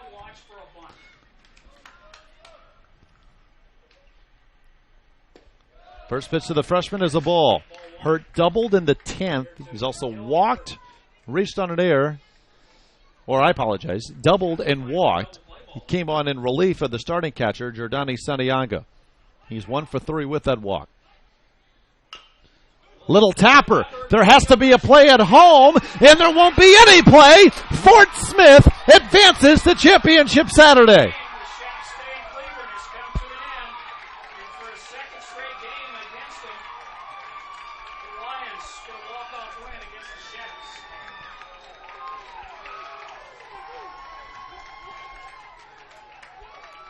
Dylan Hurt, who did not start this game at catcher, the freshman, the hero, the infield single scores Casey Cooper, and Fort Smith wins it by a score of 4-3. 4 runs, 13 hits, 2 errors for Arkansas Fort Smith. Nick Yawning gets the win. And one incredible relief appearance. 8 2/3 innings of shutout baseball. He allowed 6 hits, 1 walk, 9 strikeouts. Tough luck loss for Brent Biggio in long relief as he goes 6 1/3. The run allowed in the 14th is the only one that would be allowed by Biggio in that long appearance. And so, Logan, it is Arkansas Fort Smith. They're at-large hopes of an NCAA tournament berth alive, but obviously they want to take home the conference tournament crown, get that automatic berth. They take on St. Edwards, who only has to win 1 game tomorrow, while Fort Smith has to win 2. But what a classic here to end the day as Fort Smith is able to rally down at 1 point, 3-0, with a run in the 6th, 2 in the 8th, and the winning run in the 14th. It's really a shame that one team has to lose this game. Both teams showed a lot of heart, obviously taking it to the 14th inning. Both teams, season on the line, you got to put it all out there, and both closers did an excellent job. Nick Yawning may have saved the Fort Smith bullpen and able to get both games tomorrow. They have pitching left. That's a great point, because usually in a 14-inning game, you just don't use 3 pitchers. But that's what Todd Holland did. And so even though they did have to play 2 games today, relative to other teams that would be in the same situation, there's still a few fresh bullpen arms if needed for Fort Smith, who again have to win 2. Absolutely. It's going to be a fun one tomorrow. Fort Smith and St. Edwards for the championship. All right, Fort Smith, St. Edwards will be underway at noon. Championship Saturday begins, and again, St. Edwards, who's 2-0 in this tournament, just has to win 1 game. Fort Smith has to win the noon game and then win a second game, which would start 45 minutes after Game 1. So the Lions will celebrate. They outlast Lubbock Christian by a score of 4-3.